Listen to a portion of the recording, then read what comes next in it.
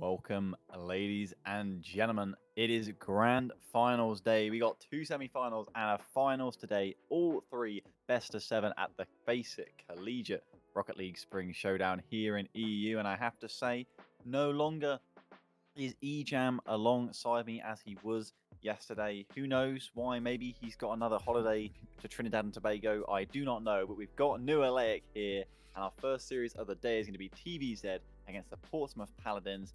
And how much time have you had to digest what went down yesterday, Noah? I mean, it does feel like, at this point, less than 24 hours, and it might not have been enough. As there was some games played, some matches that went a little bit awry. TVZ themselves, I suppose we should have figured that out before we went live. Is it TVZ or TVZ? I guess it depends on regional pronunciation. TVZ is what Americans say. We can't be doing that. It's just TVZ. Okay. TVZ. Yeah. We'll copy German music producer Zed, and they were the beneficiaries of a couple of those series yesterday's opponents not appearing, and so they'll play their first matches of the tournament against Portsmouth Paladins today.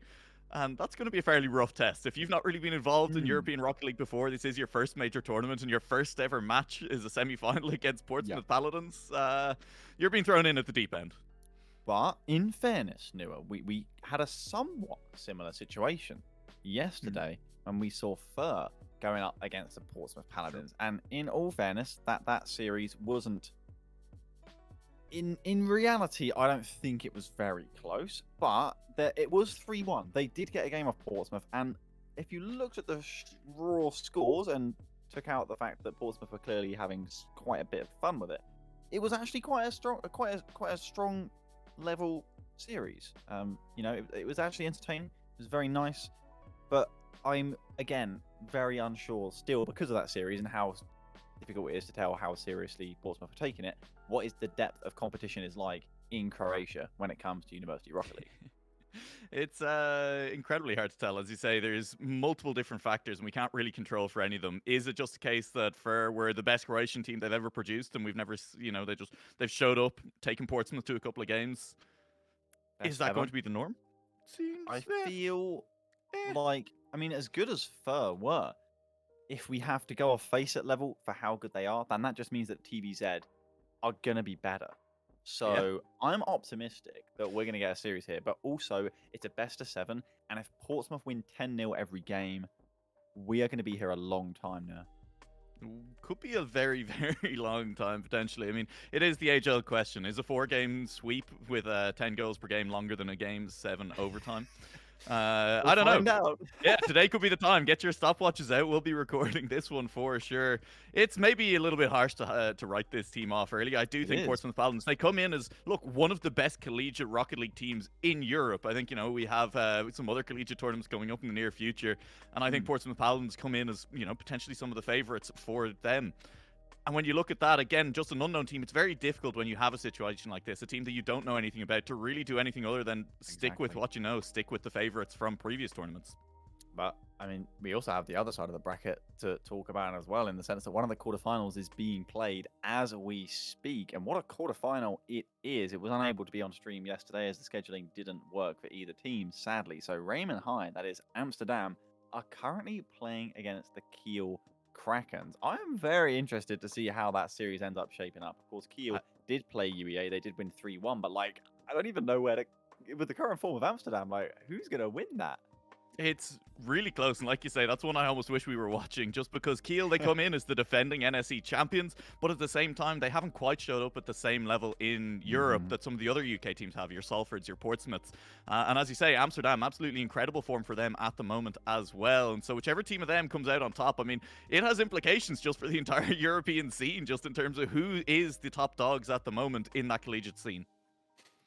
And of course, the winner of that series between Amsterdam and Portsmouth will go on to play the Durham Defenders in the semi-final, our second semi-final of the day. And I'm excited for that as well. It'll be, of course, teams that we are certainly familiar with. They took down Vibersity Challenge in a 3-0 sweep. It wasn't that comfortable, though, as much as it was a sweep, although Kino hit a nasty double to end it in Game 3 overtime. It was very satisfying. And if Durham are on form, as much as they shouldn't on paper, they can give both Amsterdam and Kiel a run for their money.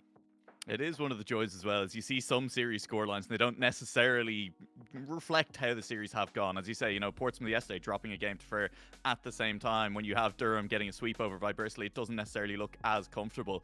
You can't just look at tournament results. You have to take each game as it comes, especially when there's a full day in between your first games and your second set of games as well. Teams, there's a lot of time to mentally reset, for things to go right, for things to go wrong over the night as well.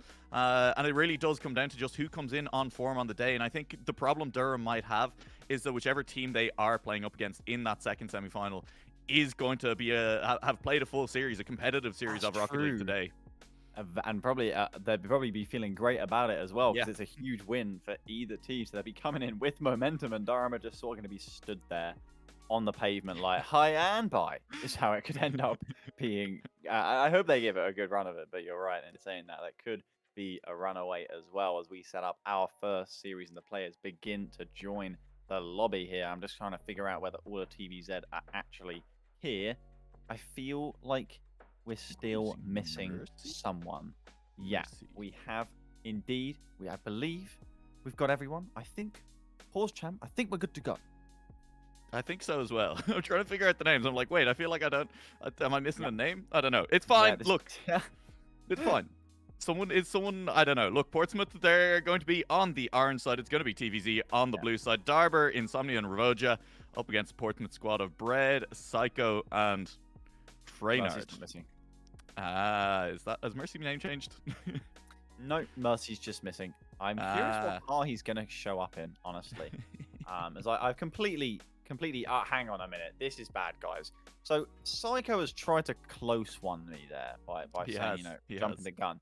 Turns out he doesn't have close one as a quick chat. He's tried to spell it out, and he's not managed to spell the word one correctly. This is...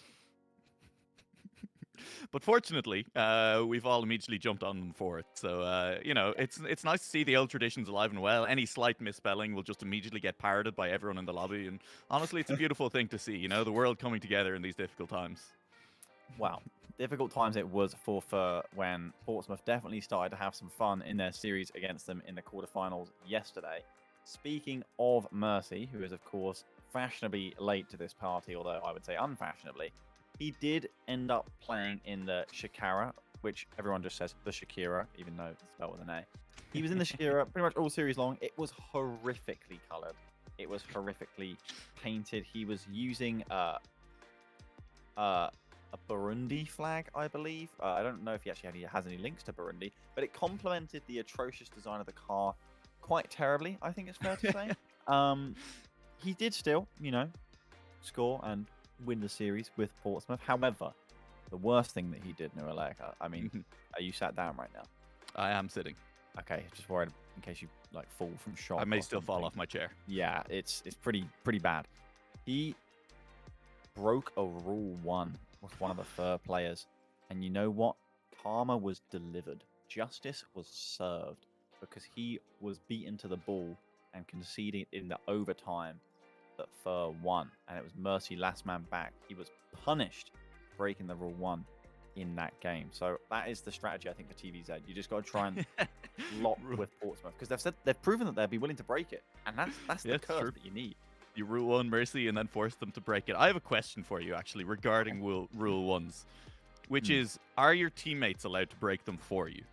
Because there's mixed opinions on this one, If your teammate comes in, demos the opponent, or bumps you out of the rule 1, is that honorable? Or is the rule 1 extended to everyone on the team? Nobody can interfere. It's definitely not honorable. It's just the curse goes on to the person who broke it, like onto the teammate. That's how I feel. Like, it's just, why would you think yourself so superior that you can see two people having an intimate moment and you just come in and lamp one of them? Like, how can you justify that? Like, that takes a real sick human being, I feel like, and that is, like it or not, that's still breaking rule 1, It's true. I think it's intimate for a given value of intimate, the same way the two people hooking up in a club last thing on a Saturday night is intimate, and someone comes in and just decks one of them, and you're right, all around it's just not a good situation for anyone involved. Yes, that's strangely accurate. I see a lot of parallels. Unfortunately, I can see Mercy still not in the lobby. Clearly, we better start giving games to TVZ, the 5-minute rule. Every 5 minutes, TVZ get a game on the board. And you know what? They may be thoroughly competitive here as well. Of course, the players that have joined the lobby are Darba, Insomnia, and Rvoja. I mean, Roja? RVOJA. And I would just think Roja. Yeah, this is the Like, problem with getting to Western European casters to cover a Croatian team, I think. Well, I know Darba. I follow Darba on Twitter. We've been in Oh. contact, strong, and I definitely feel like in terms of the Croatian university scene, they are a very notable team, RTVZ. Unfortunately, I haven't been able to find an actual, website or Wikipedia for the Croatian tournaments being ran, because there's clearly teams playing in them. And if this is the highest level and the favorites coming into this tournament, from that, I was going to say from that ballpark, but that's definitely not the right word. I'm struggling to put it into perspective, but I can say is that I am fully expecting TVZ to be stronger than Fur in this series. I'm like very cautiously optimistic that this is a team that we could start seeing in more and more tournaments as well. It'd be nice, and I think the other thing you can't kind of let slip past you in kind of thinking about how this series might shake out is that, again, like I can't imagine that many of the kind of Croatian teams that haven't really been as invested in the European scene will know that much about their opponents as well. Look, we know a lot about Portsmouth because we've been watching them in every tournament for the past 2 years, basically. But I don't know about TVZ, and the difference is that they're coming into a best-of-7 against them instead of a best-of-5. And if Fur were caught out maybe by a playstyle, if there was some adaptations that needed to be made, there might be a little bit more time here for TVZ to make them.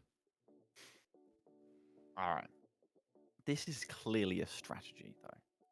Clearly a strategy. Oh yeah, what point is it from Portsmouth to like unnerve TVZ, to make them cold, because they know TVZ have been warming up for this all day. I mean, Mercy is here. I'm going to give them the capital letters go, go, go. No, I'm not going to give them that.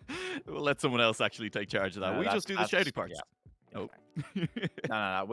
Yesterday we were telling the players to go. This time I hope we can tell them off, because Mercy, not so fashionably late here, showing up to game 1 of our first semi-finals of the day. Reminder, it is a best of 7. This between the Portsmouth Paladins and TVZ. This is going to be interesting.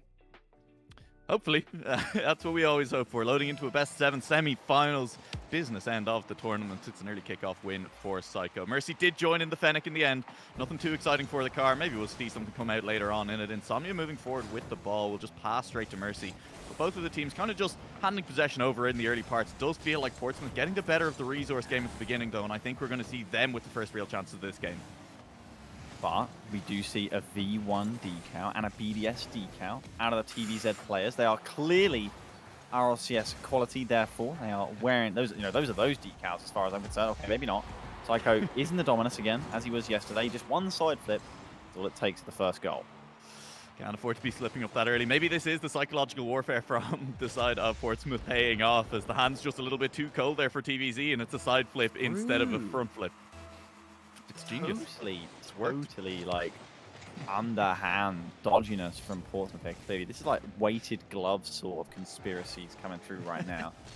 There's no shots on the ball for TVZ early on, but I have to say they are still looking competitive, and I would agree. I would say more so than Fur, and Fur got a game. And we kind of writ them off after game 1, which I think maybe Portsmouth did as well, because they definitely jested around enough in game 2 that they did lose it in overtime, and game 3 ended up being close, so I'm still excited. But let's see which Portsmouth are sort of showing up. They were clearly under the influence yesterday, but maybe today they're coming in with discipline and professionalism, because there is a lot of money on the line. There is. It would be a shame not to set up a match against whichever of the other teams come through the other side of the bracket in the finals for Portsmouth, because, look, again, I don't think you can ever underrate them in any tournament they're in at the moment. Even if Kiel are defending NSC champions, even if they come in as the best one, here's a chance for Roja. Not quite able to actually get a shot on target. Was kind of just waiting, I think, for his teammates to arrive in support. They have arrived in support now. Darber's up quickly. It'll be back towards Insomnia, but Mercy on the back wall is a little bit scary. The spacing is scaring me a little bit from TVZ in that play. If Portsmouth had gotten a cleaner touch in defense, it might have been a breakaway goal. Got the football straps, the positional overloads, creating the 2v1s, but maybe a little bit too cramped in some sense of it. They got a nice 50 here. The Bread's going to have to be forcing himself up for quickly in order to send back down into the blue. He's not got enough boost, therefore, to get back to it the second time and put it on target. And TVZ knew that. They looked relatively comfortable, but they do relatively often seem to be up on their backboard, and any loose touch like that, and it becomes 2. Portsmouth right now just do seem to be volleying it off this back wall a little bit, asking the questions to TVZ in game 1, seeing how comfortable they are. And the answer, unfortunately, doesn't seem to be all that comfortable under the high balls on the back wall. The defense isn't coming from the back wall itself like we saw at the Portsmouth end of the pitch. It's coming from players in front of the net trying to climb, trying to stop it from reaching that back wall. Again, there's an example of that. And it's just not going to be as effective long term when Portsmouth are happy to just keep peppering those balls onto that wall. The sideball, it bounces again. Oh, and a little bit of a dancing backflip here. It could be an awful one to have to watch go in, and we are going to have the joy, is what I should say, of watching it go in again on the replay. This is just the curse of side flips right now. Like, this is... I thought we were saying Portsmouth have got, like, negative karma. You know, the bad things should be happening to them, not the reverse. Does the karma carry over between days? Have Portsmouth managed to shed it overnight? These are the questions I guess we'll just have to answer. I'm not sure. Look, fireworks on the last goal. Fireworks are never sad, Steve, so that's what you got to remember about these things. Oh, of course, winning this series does put Portsmouth with a place in the grand finals. A minimum of $800 to split between the three of them. Of course, if they win the tournament today, that will be $1,200. And I can imagine that they would quite like that, as it's sent back down into the midfield, but confidently left at the front post. Insomnia just giving no time right now. He's getting no rest. You could say he's getting no sleep in the corner. Challenged so early, as he then double commits with his teammate, unfortunately. Cycle up the left-hand side, and we go again. Absolutely. Am I right in saying... Oh, attempted Musty. I have to pause for a second. I have to have respect for someone lining up for Musty. Like, am I right in saying that the Ratchet and Clank games were made by Insomnia? Bonk. That's the good. As in the development company? Yeah. I'm trying to remember. When I think of, like, game devs, I always think of Criterion for some reason, and loading up Insomnia. Burnout. It wasn't even Insomnia. It is Ratchet and Clank. Just you know.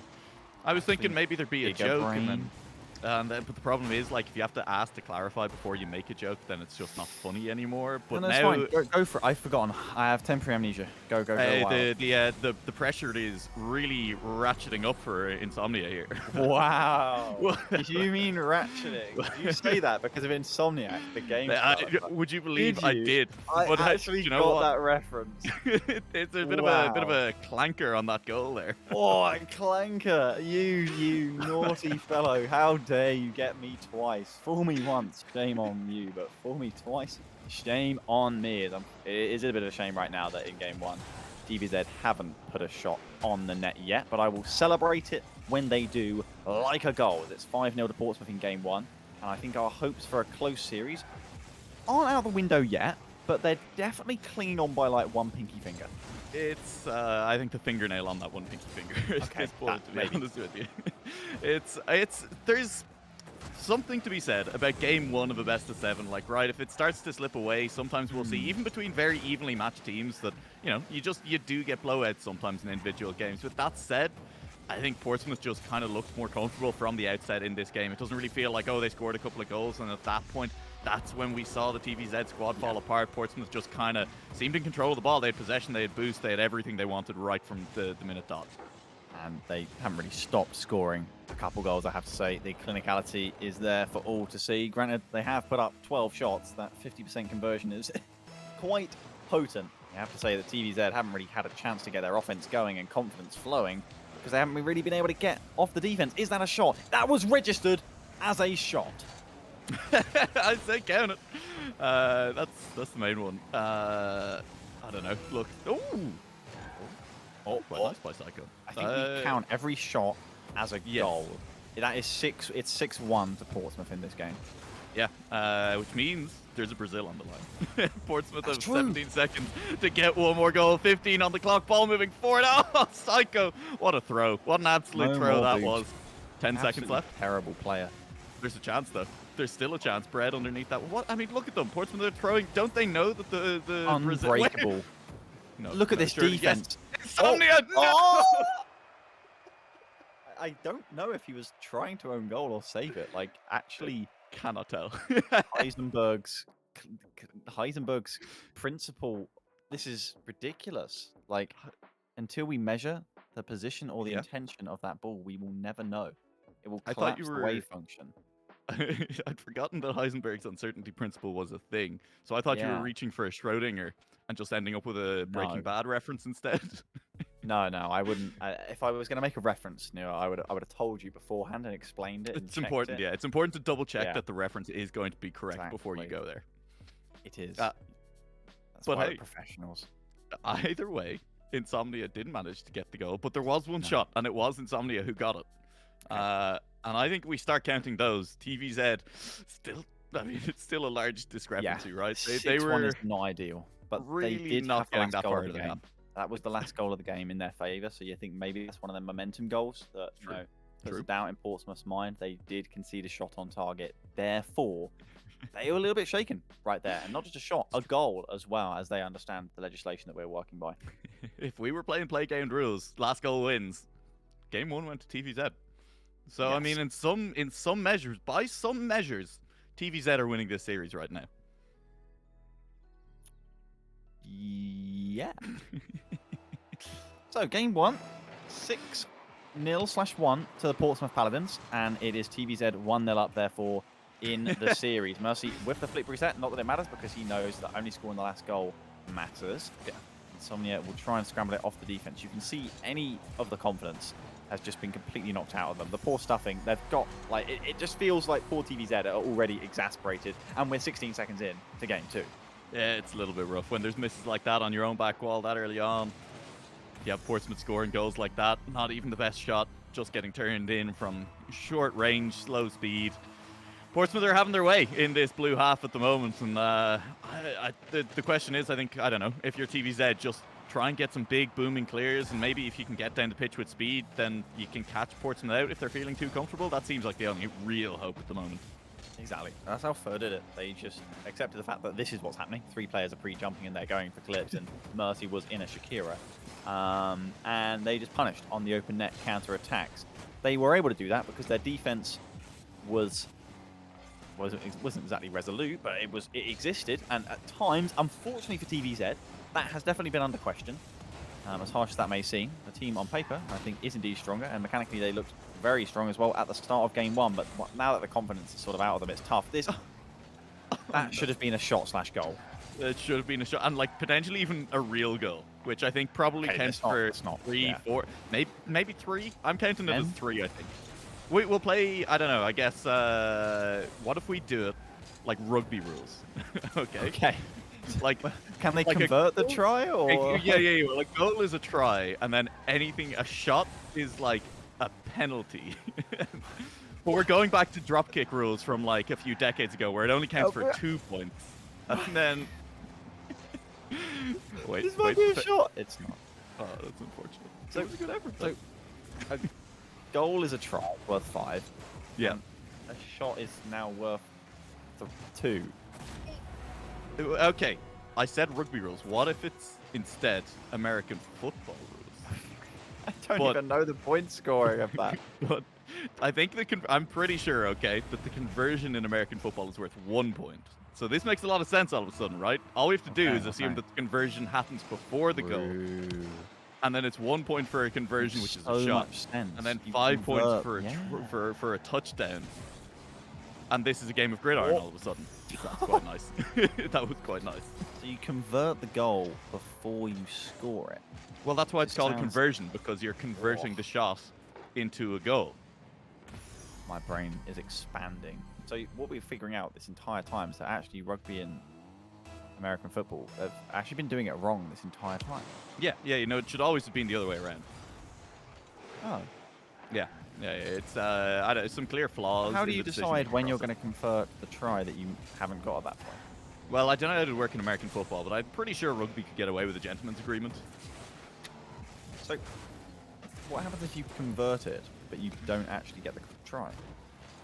I mean, at that point, well, you've broken the gentleman's agreement. So... So if you convert it, you just get the try included. Exactly. So Yeah. Buy 2 points, get 5 free. That sounds like a great deal. It's honestly, I think it'd be it's more of a psychological mind game at that point then, like, right? Yeah. You set up some prisoner's dilemma style thing where it's like, if you get a conversion, if you take one, then your opponent gets 2. Sorry, you lost me at that point. I'm in all for gentleman's agreement, but that just sounds like inting. Like, Yeah, what? I'm not entirely sure that I've managed to track this At what myself. point But, during that do you get any open play in this sport, or is well, it that's just the fun thing, right? You don't. it's just conversion after conversion? It's basically a non-stop penalty shootout. Well, no, that's the thing. You actually aren't really playing the sport anymore. It actually becomes more of a legal matter. It's just reality TV at that point. It's just reality TV, and Jerry Springer walks on from the crowd. I was Just thinking more completely Oprah. You get a point, and Oprah. you get a point. Oh, Everyone okay. gets a point. I respect that actually. Maybe. What about like Judge Rinder? I like him. That's not. Does that classify as reality TV? I'm not sure it does. It's real and it's on TV, so I think it must, Then right? what does Judge Judy count as then? An icon? I mean, yeah. Is it satire? I don't, because it's real. But Yeah. surely it has to be kind It of was a shot. hand-picked. It was a shot. That was 4-1. a shot. It's 4-1, but we're not saying 4-2 because Oh, that's true. Sorry, it was a conversion. It was a conversion. My bad. 4-2. I couldn't remember if we decided to Just stick close. with American football or rugby rules. TVZ get another shot, they can actually tie up this game too. I'm quite invested, actually, in this final minute coming in because Insomnia is going to be able to get the ball past two. Look at him take this dribble down. It's like Dead backwards. downfield. No one's challenging him, but the pass is intercepted by Mercy. A big interception here as he goes up towards the ceiling, looks for the ground pinch, finds it. It's on target. Great save from Roja. Do we give them points for save? I was just thinking about how we worked that into the rules. I think that has to count as a penalty try. I mean, a save of that quality, okay? That's at least another couple of points. I'm not sure about a penalty try for A penalty TVZ, conversion? but what about a penalty for Portsmouth? Every save TVZ make is a goal deducted from them, which means actually TVZ are winning this 1-1. I'm not sure how the math. Wait, hang on. How's the math working out on this one, right? Six saves for TVZ so far. So Portsmouth are on That's -1. true. That's true. And TVZ have a shot, so it's 2-1 actually. 2 to -1. TVZ are ahead by TVZ. 3. Portsmouth, they need to score 3 in this, and they need to keep their goal line clean as well. Mercy getting the first one pass, not quite. 30 seconds left on the And clock. they can't give up a save either. The They pressure can't on give up a every save. shot for Portsmouth right now. You need to work the net Insane. to open. I mean, it's tough. And I don't know if they're going to be able to do it. I don't know if they realize the pressure they're under. The stakes are rising. TVZ could be up 2 in the series, Steve. What's they look like they have this full sense of security. They don't even seem that bothered. Do they not know the rules or something? Psycho, he's going to go direct, but I think it's too late. TVZ, I mean, last game it was last goal wins, and this time it's the very, very well professionalized point system. They're 2-0 up in the series. Incredible showing so far from the Croatian squad, coming in as relative unknowns, taking Portsmouth down in 2 games back to back. Taking them Showing down the in strength. game. We just end the series at that point. Well, yeah, is that not? They win 2 games, and a 1 game counts for 2, so they've already won this best of 7. I mean, Does that apply to Portsmouth? The 1 game counts for 2? no, they get 1 game counts for half. Portsmouth actually have to win 8 games in a row to win the best of 7. Ladies and gentlemen, as far as the rulebook states that we've been familiarized with, Portsmouth are 2-0 up in this best of 7 semi-final against TVZ. Obviously, we have a more diverse interpretation of the rule set that somewhat and somehow means that TVZ are 2-0 up in our rather crooked perspectives. But of course, I would say it's probably halftime in the series. I would see this probably repeating itself in favor of Portsmouth, quotations officially. And of course, all half-times, there's talking at half-time. I'm curious, Newell, what you know about EJAM's holiday to Trinidad and Tobago. I know very little about it, and I'm slightly nervous because it's been referenced once before already. Knowing EJAM, it could be literally anything. I'm scared of the context. I'm pretty sure he said it was along the lines of that his, I believe, college or school were looking to go to Africa, understandably, and help build homes there. I'm not sure in which country, but it was in sort of West at the time that Ebola, that really old, unfashionable pandemic, was going about. And instead, they couldn't go there, and therefore they rearranged through connections that they had from the college/school to a teacher that had now moved to, moved home effectively to Trinidad and Tobago and worked at a school there. Set them up out there, and they had a great time. And that's a shot. That is a shot. I count at 2 points. Yep. And yeah, set them up there. They had a great time building houses instead in Trinidad and Tobago. He said the food was fantastic. But the airport staff were really confused. Why were the airport? I mean, was that just they ran into EJAM and were confused, or was it a more specific event that confused them? Probably because it was EJAM, right? I think so. But also, possibly. there's a lot of Irish people. That's a save. That's a second 2 save. saves. Oh my It's goodness. -2 to 2. This is... I mean, Portsmouth are getting wiped the Destroyed. floor with. Battered. I mean, starting a game, only conceding 2 goals, and still being down by 4, it's unheard of. I can't think of why, honestly. Like, this is you may not like it, but like, this is what peak performance looks like in terms of adjudication of a Rocket League esports game. It's just as good as it gets, as far as I'm concerned. But I'm excited that we still have so much of this series, because it might just get even better. As a double check at the scoreline, we are still at 2 to the -2 advantage in favour of TVZ. Mercy, you see how scared Portsmouth are. They're taking the ball all the way back, and I can't blame them. This is a bit of an embarrassing scoreline for them, as Roja pucks it forward towards Insomnia. It was actually a solid link-up, but no shot registered for it, unfortunately. It didn't quite get to the penalty box as they do a little backwards shuffle and get that one defended away quite solidly. Darber was hunting for another save there. You bring the ball towards your net, you hope it'll count as a shot, and then you stop it. I mean, they're playing the system. They understand. They're inside Portsmouth's heads.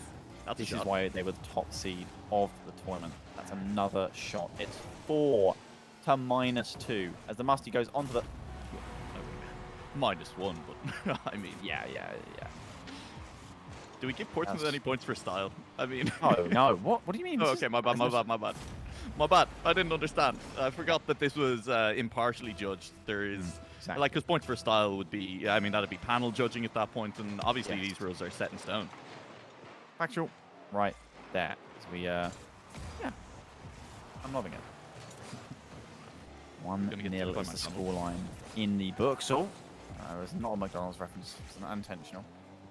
Psycho maybe giving away a save here. This one looking dangerous. It's a very close game here, as it is, of course, 4 to -1. Difference just 5. There's a lovely passing play there. Insomnia to Darber. You feel like this quiet spell of offense in terms of Portsmouth. Granted, they did just score probably their best goal of the series. But notice how much better TVZ look when they're actually allowed out of their third. It's true. I've liked to see some of the attempts to link up in the middle of the pitch. A couple of times cut out by Portsmouth, who just, they're still Portsmouth. They'll still come up and attack you. They're aggressive on defense as well. But there's been chances for TVZ, unironic chances. Darber finding the ball in the middle of the pitch, like, with plenty of space to shoot it. Unfortunately, putting it over the bar. TVZ, like, Portsmouth, potentially the best goal of the series that they've scored so far. At the same time, some of the best chances that we've seen out of TVZ as well. Oh, another double. That's a shot. Oh. Another one, but no saves registered. We stay at 4 to -1. Still. Oh, dangerous chance here, but could it be a potential chance for a save? I think it is. It's another one. We're back down at 4 -2. Oh, brother. Oh, the rebound. I feel like that was an actual goal chance, but it is another shot. And there it is. It's tied. Unironically tied. That's 5 points, right? That's 5. That's right. I have to do the math real quick in my head. It's 4. Oh my but that's 8. They get the shot 13. It's 13 to -2 right now. Incredible. What a blowout. 13 to -2. It's actually 1-1. And in the last minute. I can't even, I haven't even registered it. I don't feel like I can register it. Another shot. Incredible. It's 15 to -1. Wait, no. -2. I can't. We have a game. Insomnia can't quite get the possession. Mercy, he's looking dangerous around the corner. The 2 committed. The net is open. Can Bread punish? Of course. Of course he can. Annoyingly. I mean, well done, Portsmouth. Yeah, just a little bit of the double commit will cost on defense there, but like a much better game from TVZ. I mean, definitely something to be said. The Portsmouth did take their foot off the gas a little bit, but TVZ, I mean, they still managed to kind of show up when they were given that little bit of space, create some opportunities for themselves, and against a slightly weaker team than the goddamn Portsmouth Paladins. Maybe that would have been enough. Exactly. Like, I would love to see them play in other European university Rocket League competitions inside of TVZ. I feel like they could give plenty of people more than a run for their money. Unfortunately, in this sense, Portsmouth are just like billionaires when it comes to that. You need a lot of running to get anywhere near that sort of amount. Maybe they'll be feeding him on another save as we come 15 seconds away to the final adjudication of what the adjusted scoreline may be.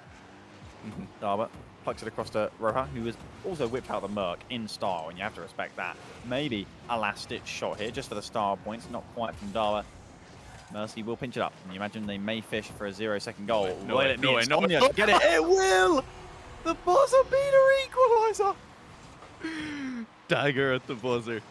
2-2.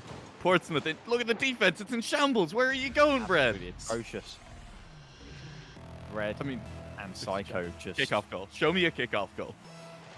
Here we go. I'm not even going to try and calculate the scoreline. Too invested in this overtime because we'll convert it afterwards, looking at the scoreboard. Portsmouth are on the offensive here through Mercy. First man forcing it into the right-hand corner, and Psycho picks it up from that wall, looking to find Bread in the midfield as it bounces off the backboard. Is Mercy there on the turn? No. Psycho controlling, keeping it in the zone as Portsmouth continuing to stalk their prey. Mercy slow playing it there was... I mean, I think there's a chance to start to rattle off shot, and it has just led to Psycho being under a little bit of pressure at the back. Bread is demoing Insomnia in the middle of the pitch, and that just means this clear needs to be good. Here's what we asked for earlier from TVZ as well. Big booming clears, and just see if you can maybe catch Portsmouth a little bit out on them, but maybe Portsmouth will catch them out the other way. Ravoha under a little bit of pressure. Little demo in the middle of the pitch. Ravoha's no longer under pressure. There's no pressure to be under Bread 2K. They're looking for the redirect off Psycho, but not to be found in Portsmouth. They're using a lot of boost, double committing on a lot of these offenses. There's a chance. Oh, no. Not like this. It's underneath. There's for Mercy. And Portsmouth will come out with the win in overtime. And what they don't know is it's actually best of 7. So I'm going to correct them there. They're both 0-0. One more, says Psycho. Clearly very toxic. But unfortunately, even a line of Mercs could not keep that one out from close range as we go for the conversion here. So Portsmouth did get 3 goals. However, they lose all 3 of them because of the saves. So actually, true. 0 for Portsmouth. TVZ with 2 goals. That's 10. That's 10 points off the bat. Perfect. With an additional 6 shots, which is another 12, right? Yep. So 22-0. Portsmouth have had an absolute melt. I mean, have you ever seen a scoreline that disparate in Collegiate Rocket League? I haven't. I don't think I've seen 22-0. Like, honestly, Portsmouth, they said GG's, and maybe it will be, because if that is the scoreline, then clearly they are finished. They are apparently, I'm hearing, they are apparently 3-0 up in this best of 7, in this first semi-final of the night. I'm going to put you on the spot here, Nua. It's a tough one, but I need an answer from you. I'm not going to accept anything wishy-washy. Don't avoid the question. Do you think Psycho, Mercy, and Bread can see out the series from here?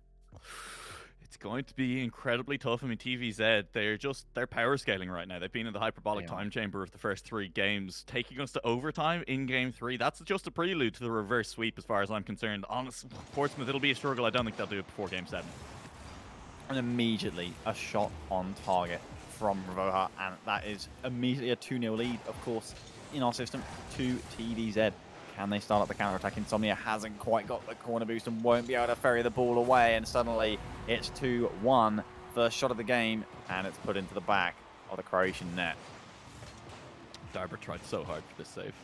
Look, your heart goes out as that's just a point. A -1, just slipping out of your reach.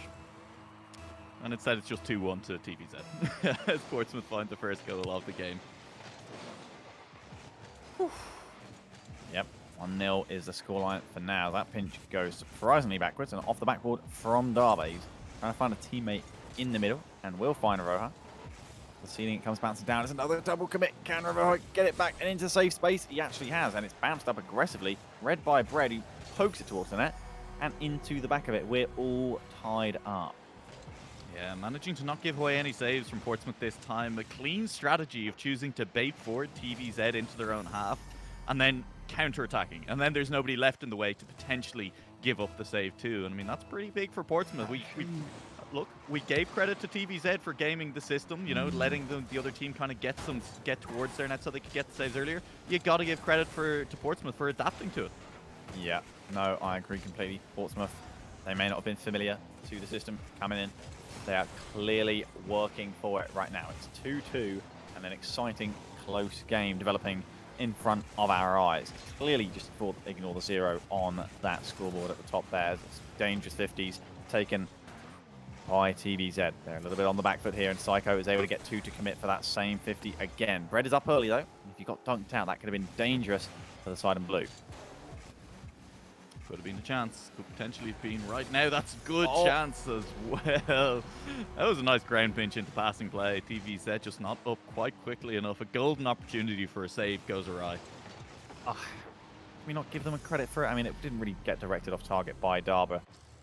It's not on the scoreboard. I don't see how we could. Yeah, it's true. It is a 3-2 lead for Portsmouth here. They have indeed scored every single shot they've had this game as they play off their own backboard. Darba with a shot. Oh, look at that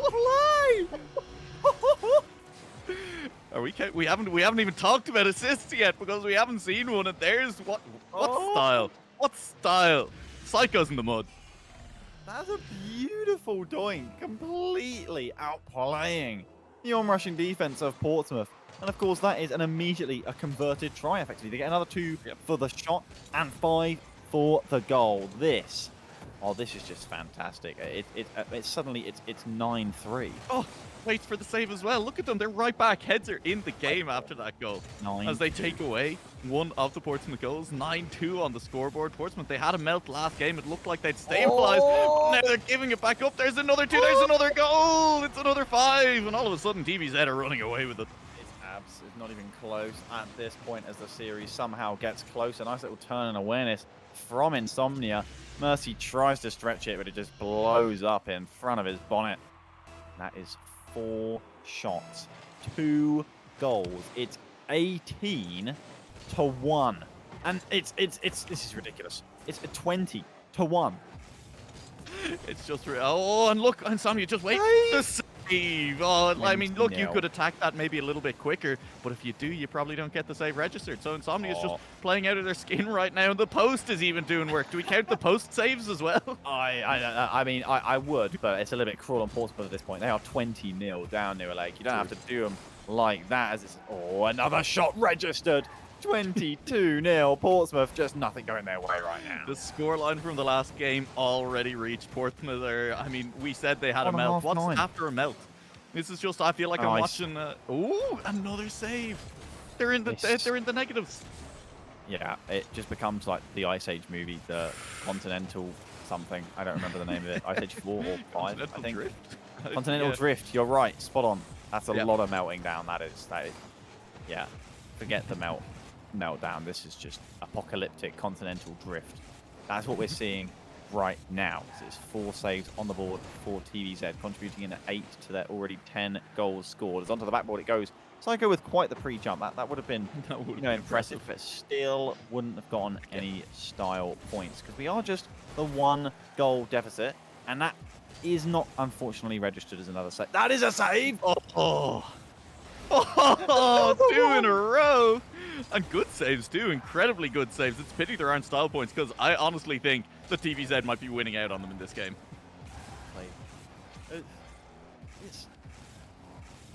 So it's 22 to -3 now.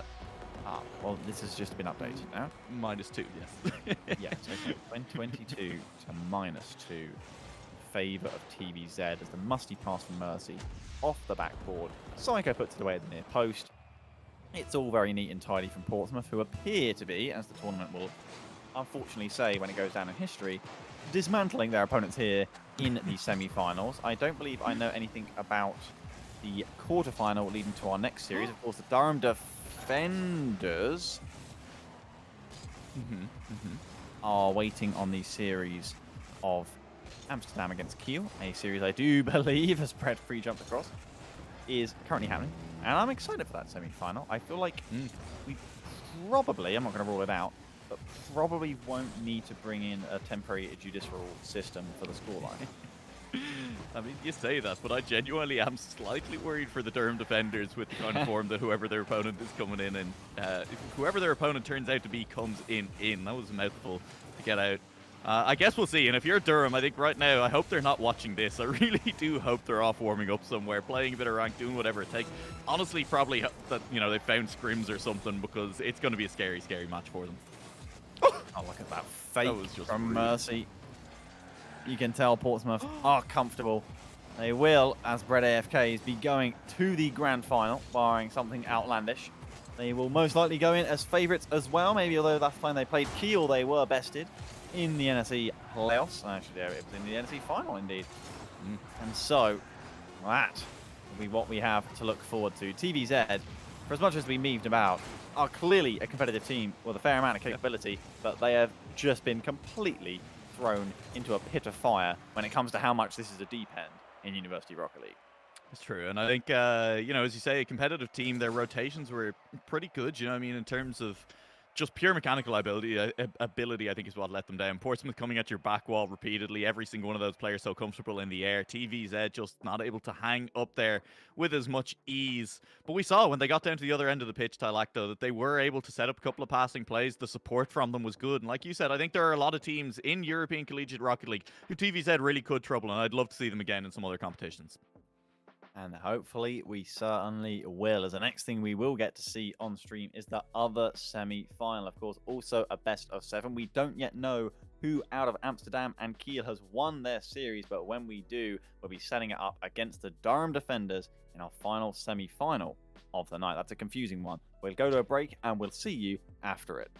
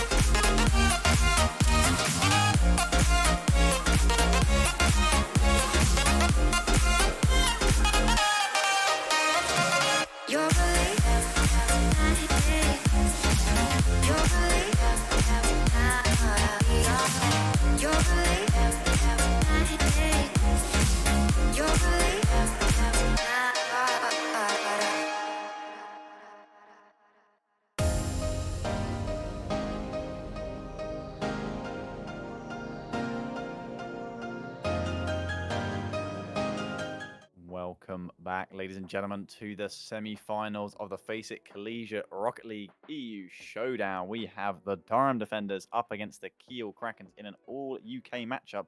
All the remaining teams in the tournament are now UK with the elimination of the Croatians TVZ New Alec. How do you see this semi-final going? I kind of alluded to it a couple of times during our last semi-final. You know, we talked about it a little bit. I think Durham defenders have an incredibly tough opponent on their hands right here. Kiel Kraken's not only the defending UK champions. Durham would have to go up against them and beat the team that topped their own national league. But Kiel are also coming off the back of a 3-0 in their quarterfinal just now against Raymond High, a team that we also know are very strong. They're not a team that you kind of expect to see get swept all of that often. Durham are going to have to be absolutely in top form. They're going to have to they'll have to have kept their hands warm. I think it's one of those ones you talk about a lot of the time, Ty Lacto. If an underdog is coming in, they need to get off to a fast start. They need to kind of just complete the sweep, because if Kiel start winning, I don't see them stopping. Kiel are quite the team in recent times, and sweeping Amsterdam, a team seemingly on the up, that is a statement. We head into game one here of this best of 7. $400 on the line. The difference between third and second in this tournament, 400 in the pocket of each team already, as K3 with a laser towards the net. It's taken all of 13 seconds, and the Durham defense has just slipped up. And that is, I think, you know, you just see the difference in how warm a team is coming in. As shots, you just launch them from the halfway line, you're feeling confident, you're feeling yourself, you see the slightest gap and you pounce on it. That is a first early one for K3. Durham let it slip for half the second, and if nothing else, that might be a wake-up call for them that right now Kiel have come in looking for blood. See how confident they are. I think the great thing about Kiel is just how balanced they are compared to many other teams of their level. It makes them play incredibly cleanly with a lot of trust and faith in each other as well as themselves.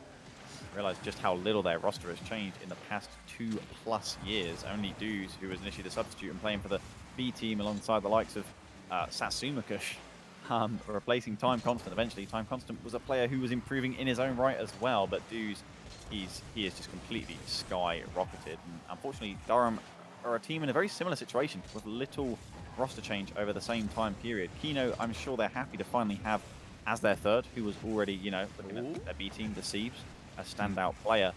And I still believe they're improving. They're still very much a relevant team, both mid-pack in the UK and Europe. But it does feel, when you look at teams like Kiel, which didn't mean to rhyme, but it did, you know, what's the difference with Durham in comparison? Because they're now down by 2. The difference is Kiel are just on one right now today, because I mean, look at the things that they've been trying so far in this game. In the end, Potty does assist on that one, but Duz was trying to do it all themselves. Kiel have been trying for pre-jumped air passes. They've been getting the clears. Durham struggling to even break free of their own half right now, as all of this pressure has been with Kiel. Bishop, nice and patient. Force a favourable 50 that Zouch should be able to win the race to in the midfield. It's a big dunk by K3 though. Don't know what decal is using, but it is pretty cool as Duz come through with the shot. It's dangerous, the double commit going midfield. And once again, it's Durham getting a nice clearance, but when we see that as nice, it's not really ideal.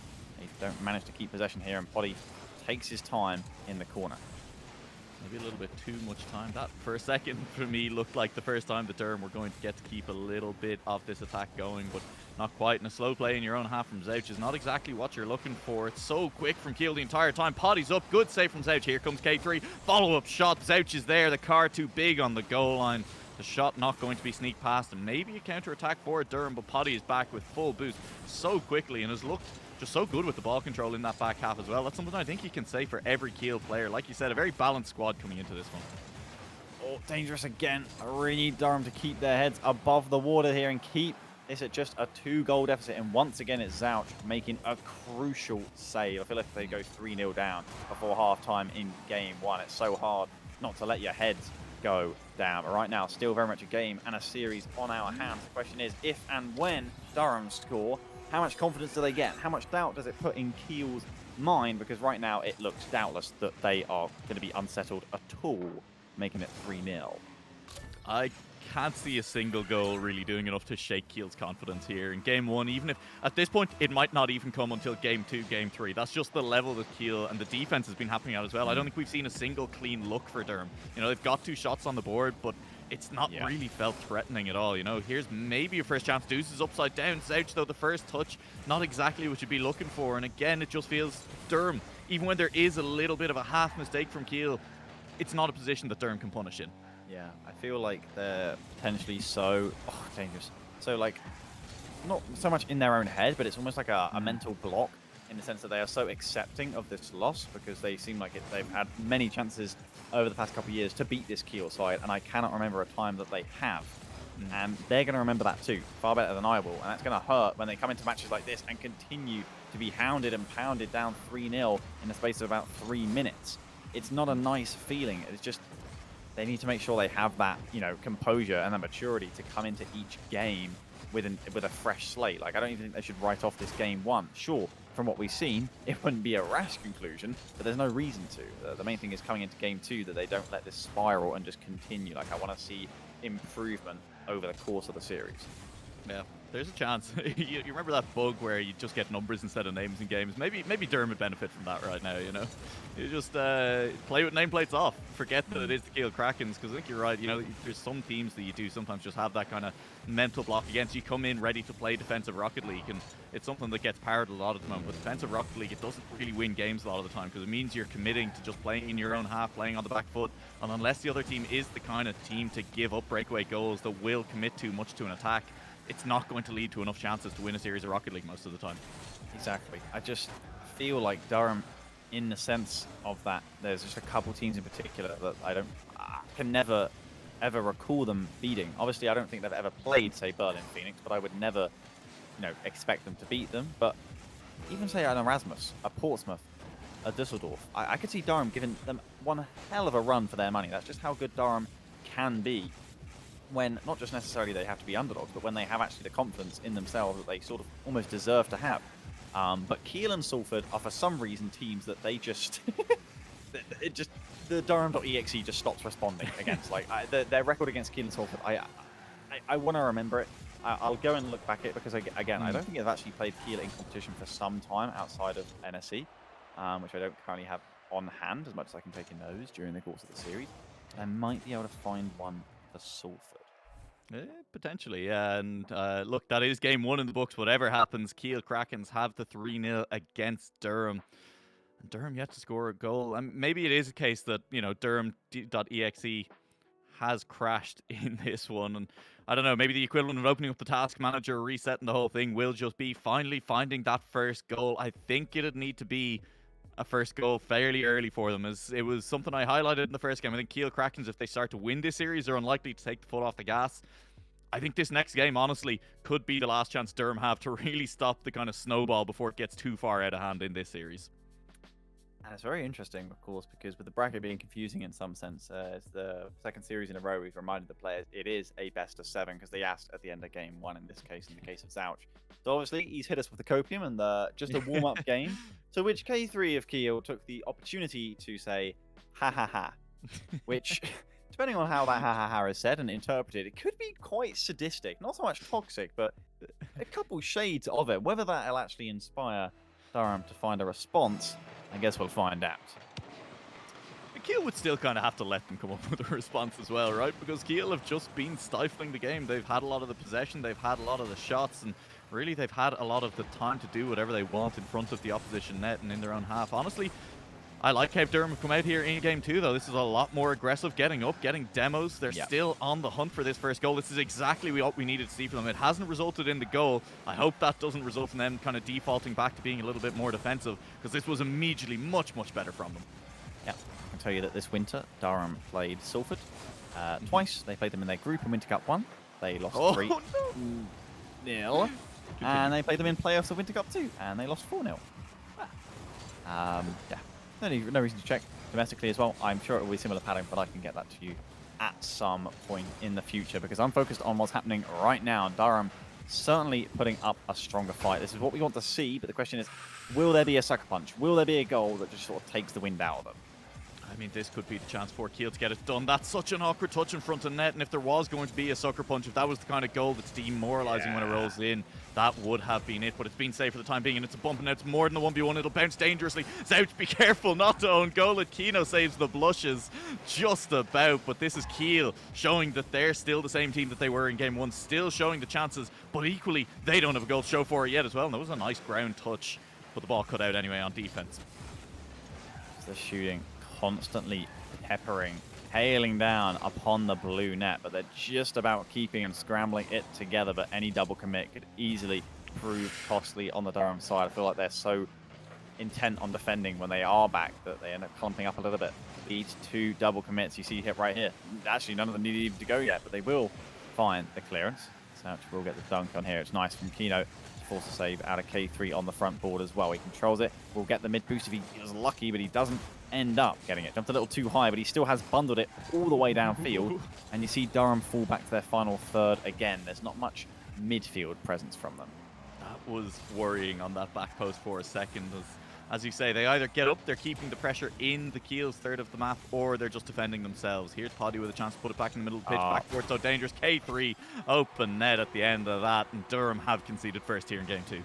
Oh, they kept their head above the water for a lot longer, but just one costly whiff from Zouch, who probably felt he had to jump earlier there to avoid the car of Poddy as he was falling off that backboard, probably quite significantly in the way, and unfortunately, Durham still yet to register a shot, but definitely stronger here. Kiel have got their work cut out for them if they're going to continue to win this series as comfortable as it's been so far. Off the sideboard it goes. Sorry, I was just going to say, not registering a shot yet for Durham is kind of wild, given how much better they've looked here. There's one. Okay, look, it's sometimes the caster curse is a force for good. It is. Cast a blessing, you know. Just never choose when it's the when you ask for a goal and you get it, you realize that you just can't ask for a goal again for like that entire day. Ooh, oh, that's a goal. It's working. It's working. Don't. Okay, we're not allowed to ask anymore. Exactly. What can I say? Zouch putting Durham on the board here. Very clean execution. And Kiel, they're going to let that net partially open. Then Durham are more than good enough to punish, and punish they do. It's just unfortunately it was on cue for what I was saying. And like you say, we can't ask for any more goals now. All right, so, I mean, look, they've managed to keep their heads above water. I don't know if I'm going to call that settling the ship just yet, but I think they might have at least managed to climb on board a boat. And now, another goal, I think, would settle the ship for Durham. If they manage to get another one, especially if it is a lead getter rather than just another equalizer. Because, I mean, that was kind of their first couple of shooting chances in the game. They've capitalized on one of them, and all of a sudden, Durham, they're still back on defense, and another goal right here for Kiel could seal things, but good defense even through all the demos. I feel like in game 1, they were just floating about in the waves with like a life ring. And they've found themselves a rowboat here in game 2, but it is tough. And they are swimming against the stream right now because K3 and all of Kiel, one challenge at a time, any 50 like that goes poorly, it can just straight up end up in the back of the Durham net, and painfully, it has. It turns out, look, they've climbed into the boat, but there was a hole in the bottom, and they haven't managed to find a bucket in time to keep going back under. That's what's happened to Durham here on this one, but there's still a chance, you know? Maybe they can scoop enough water out with their hands to keep things going. And a nice attack here, Mord underneath it. Not able to turn that one into a little bit more of a chance. And you could see, I think, the problem here then. Durham, there's no midfield pressure. Once Mord ran into traffic in the middle of the pitch, the other two players were just sitting on the goal line, kind of waiting for the inevitable next Kiel attack. And here it comes. Kino, though, will be there in time. Kiel just doing such a good job of their third man, so frequently being in position to challenge the play very soon to keep Durham under the cosh once they're under it. But they're going to do the same right here and get another loose shot from Zouch off a loose ball on the defense from Kiel. Not the first time they've let that one become just a little bit of a look for Durham. They do play it back towards Kino. Down to 30 seconds. They still need the equalizer here to make it 2-2 in game 2. Ooh, call it a fake by Zouch there, as it was left for Mord, but Mord didn't have the most boost in the world, and so that could definitely have worked out better. Dues will pass back into the middle, will find a teammate, will find a shot on goal. Poddy not able to get it past Mord, but I don't think there's a huge amount of boost left for Durham here. That clear was important as a result.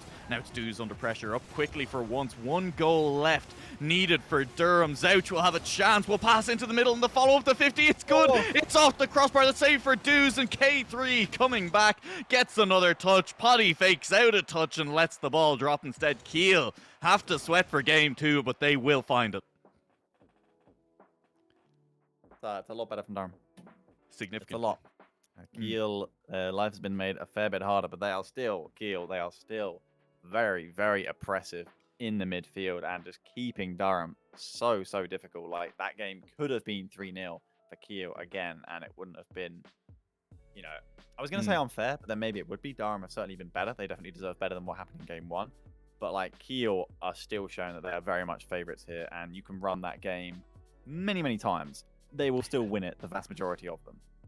Absolutely, and I think the question is, how does this affect Durham coming into Game 3? As you said, they looked much stronger than in Game 1 there.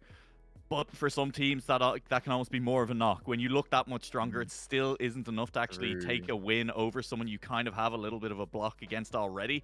Then the next game it just feels like that much more of an uphill climb because you're not even in those shooting positions. You're back to just full reset, and I think you just know the Kiel are likely to come out of the gates just hammering at the doors again off that defense. I say that, but it's Zouch who has the ball off the kickoff. Teammates in the middle, but when you have no boost, it just feels you're stuck in no man land off these kickoffs. I don't know how Zouch still has possession, has a flick, a shot on target. I'm not sure how that one worked at all. Just so nice to be Kiel. They're playing confidently, and it's working. So they're getting confidence from that, which allows them, believe it or not, to play confidently, which, works. So they get confidence from that, which, believe it or not, allows them to play confidently and facing the plate like this. Poddy with an uncontested double touch, can't put it away. Two people jump to try and block it. He didn't even make contact, and K3 with the follow-up puts it top shelf. And that's also the problem with your opponents looking so confident, right? Is that it forces you to respond to everything they do because you're like, oh god, he's going to hit this. Here's another clip. And you're like, well, send two defenders. We got to stop this, man. They're already farming them. And unfortunately, if you send two and he misses, you end up just looking a little bit foolish. And the follow-up came through. K3 gets the goal. And Poddy just gets an assist and comes away laughing. K3 off the sidewall, a lovely delayed flip's actually going to find the back of the Durham net. They had the numbers back, but the positioning, I don't think anyone was expecting K3 to get that much of a scoop. Your favorite scoop of ice cream flavor? I kind of like chocolate, I'll be honest, I'm boring. That is, well, okay, I'll hit you with it. I think vanilla is an underappreciated flavor. Good vanilla, it's just great. I love vanilla as a flavor. And I won't apologize. Apologize. I think explicitly what you probably just heard me say is that I won't. So we may be in an impasse. Well, you are the reason for Durham's downfall in this series then, clearly. Lack of honesty, no policy. They're down 2-0. Similarly, in very similar fashion, I might add, to game 1. And you see how confident Dooz is looking right now, playing with the defense, but he doesn't have much impact with the end product. Durham still holding on, but they need to make this counter-attack happen. When it does, hard to counter-attack from the kickoff, though, but they will have a kickoff at the price of conceding. Okay, but if chocolate is so good, why aren't there more sayings about chocolate? And, things are described as vanilla a lot of the time. I mean, chocolate chip is, even better. This was mint chocolate chip. I think it's up there with vanilla as well. I'm just, mint chocolate chip is delicious. So, look, there's a middle ground I think that we can work with here, potentially. Vanilla's I said a good vanilla. Not like the real cheap stuff that you get, you get just a huge block of it and you're like, well, this is just white. It doesn't taste of anything. This is just a block of white. Ice cream without flavor. Yeah, exactly. Oh, that's so tough. I mean, there's a window there for Kino. That's going to be not quite no, it's white. It's white. There was actually a window at the near post there for Kino. He'll know it, and it's a shame. You're going to beat a team like Kiel, you've got to be hitting those windows. I mean, necessarily, you do when you're Durham, and you're not making enough chances that you can inevitably take one of them anyway, because Dooz, what's he just done? He's just tripping over his own wheels, right? It can't be intentional. No way. It's What what do he you call wanted that? to do, but you can't replicate that. It was like No. a delayed follow through. I mean, a lot of people would call it the turbo flick, like when you flip under the car and your nose Sure. comes back round and hits the ball. Please don't be in. He's done that, but effectively sideways. It was exactly. improvised and kind of, you could say a little bit fortunate, but I mean, fair play. It's a very impressive goal. Who's the golfer who said the more I practice, the luckier I get? I mean, it's definitely true in Rocket League, right? I mean, you don't get to the position where you can get a little bit fortunate with touches like that. I feel like without just spending a huge amount of time in free play and knowing roughly how the ball feels on top of your car. I feel like I could not do that if you gave me an hour. Yeah. I mean, I guess it'd be very, very similar a lot of the time, but similar wouldn't have cut it there. Zouch would have got the block, and unfortunately they're 4 down are Durham, and you can see the desperation. They're quite literally just flinging themselves at it and are hoping that it's working, but Kiel are just so composed. They're a team that just continues to improve over time. They've still got 2 minutes of time to hold on, and maybe there's not even needs to hold on because they have 4 to work with. You can see how comfortable they are. true. And we could be, I think, likely to be setting ourselves up for a rematch at the NSE Grand Finals between Portsmouth and Kiel. And that's exciting to me because It is. it's one of those, I think a lot of people felt that it was a little bit of a surprise that Kiel won. You know, that Portsmouth did drop to them in that Grand Final. And I don't know. I personally, I favor this Kiel squad, and I think there's a chance they'll be able to replicate it. But you know, exactly, you see. Yeah, like from what we've seen today, I agree. Kiel look better, if anything. But yeah, now Portsmouth kind of have a point to prove, right? Exactly. Of course, Kiel came from the lower bracket. It was a best of 9. They came and effectively won 5-3. Portsmouth had the game advantage from the upper bracket, and it was an incredible game 9 as well on Champions Field. It's a fantastic experience. I'm sure they'll remember it, but that expectation to try and live up to, if they do it, I will be severely impressed with this Kiel side. But they need to deal with Durham in front of them, which seems comfortable if they're to be 3-0 up in this best of 7. But all it takes is Durham to win one game, and suddenly it could be a very different series. It's true, but looks like they're running out of time because one game would be the start of a potential reverse sweep. It'll need to be 4 games in a row for Durham at this point. And given that 2 of their losses so far have been clean, just clean sweeps, not scored a single goal, it seemed like a tall order for them to really get within striking distance of actually taking a game down, getting enough shots on target, and actually taking the opportunities, because you said it a couple of times in this game. There's been chances for them, a little bit of space left by Kiel on the defense, and Durham just not quite with the clinical accuracy that they needed in this one to actually close those off. Yeah, it was tough. They could have gotten the chances, but they needed more than that in that game. Game 2 is definitely the highlight so far for the defenders.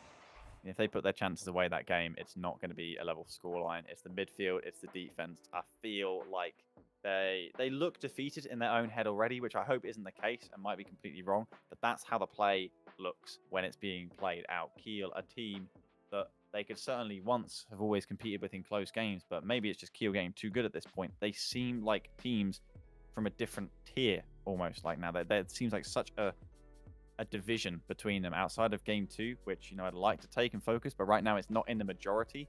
It's down to them to level it off here in this game 4 and give us a close one.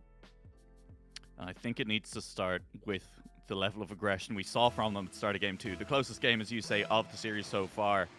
Still not able to capitalize on it. That kickoff will be a good chance to maybe make Kiel uncomfortable, but Potty comes out, wins the 50, and demos Mord for good measure. And if that isn't just a synopsis of the series, I don't know what is.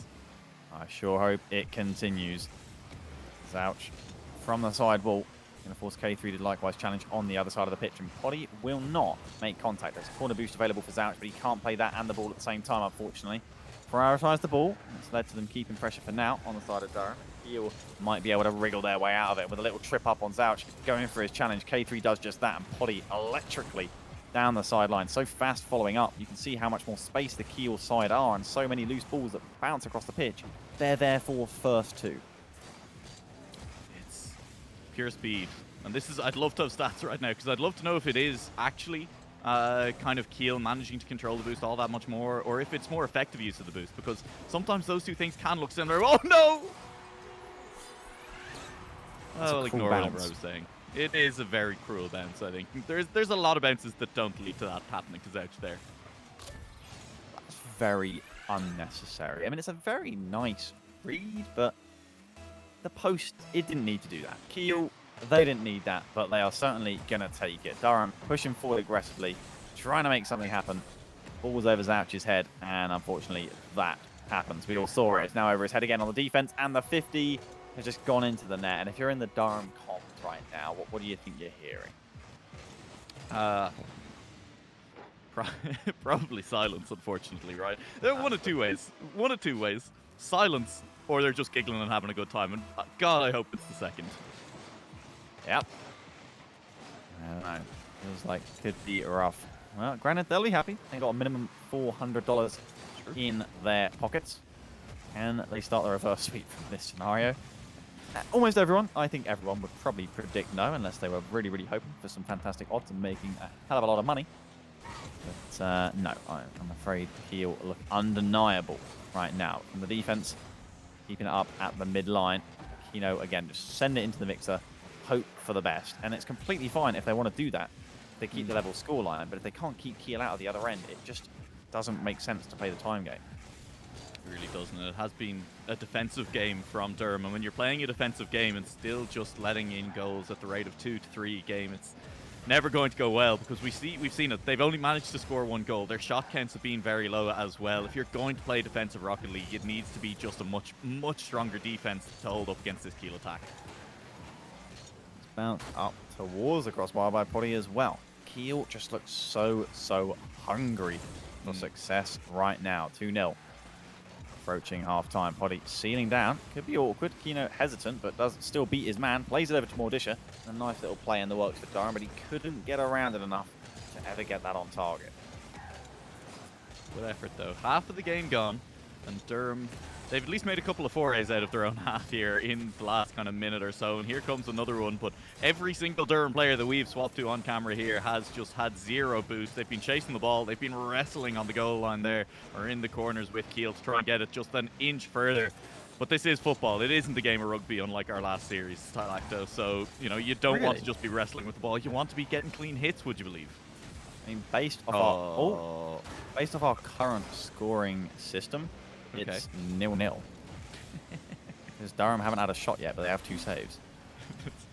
I didn't think it'd be applicable again so soon. Oh, that is a shot.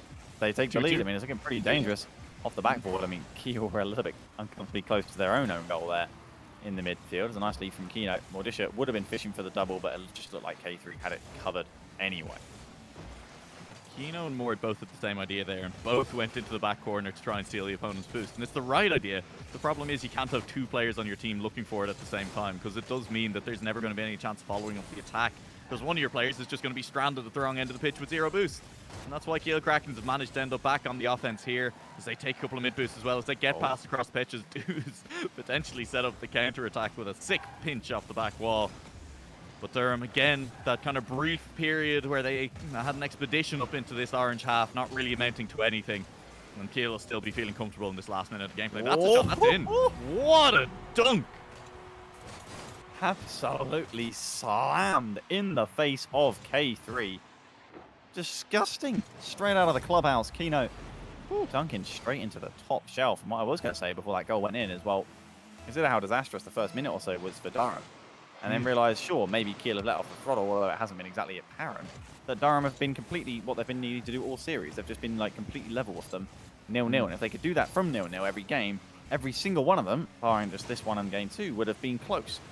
Yeah. You know, game 1 and game 3 have made this series have a very, very different tone to what it probably should have. Because right now, Durham are very much in this game with just 1 goal required to tie us up. It's just because of the series we've seen prior to this point, we don't really have the ability to convince ourselves that it's actually going to come.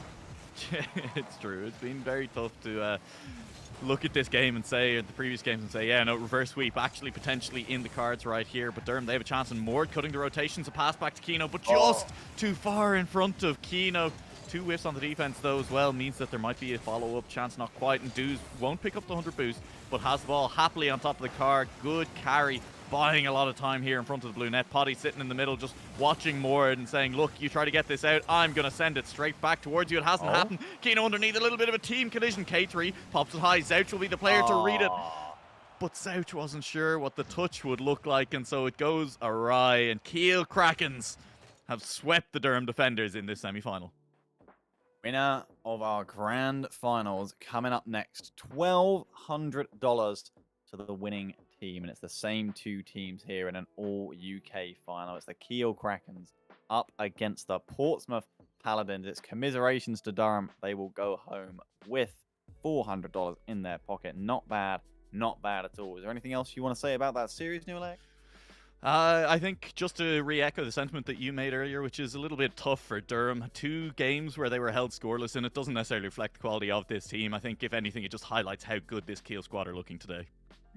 Spot on, but how good are they looking? Can they repeat the showing from NSE Finals, or will Portsmouth once again prove that they are the stacked roster coming out of the UK, the UK's #1? Can they sort of reclaim that crown? That's what we're going to find out in our final series of the night. It'll be best of 7, and we'll have it after this break. You're the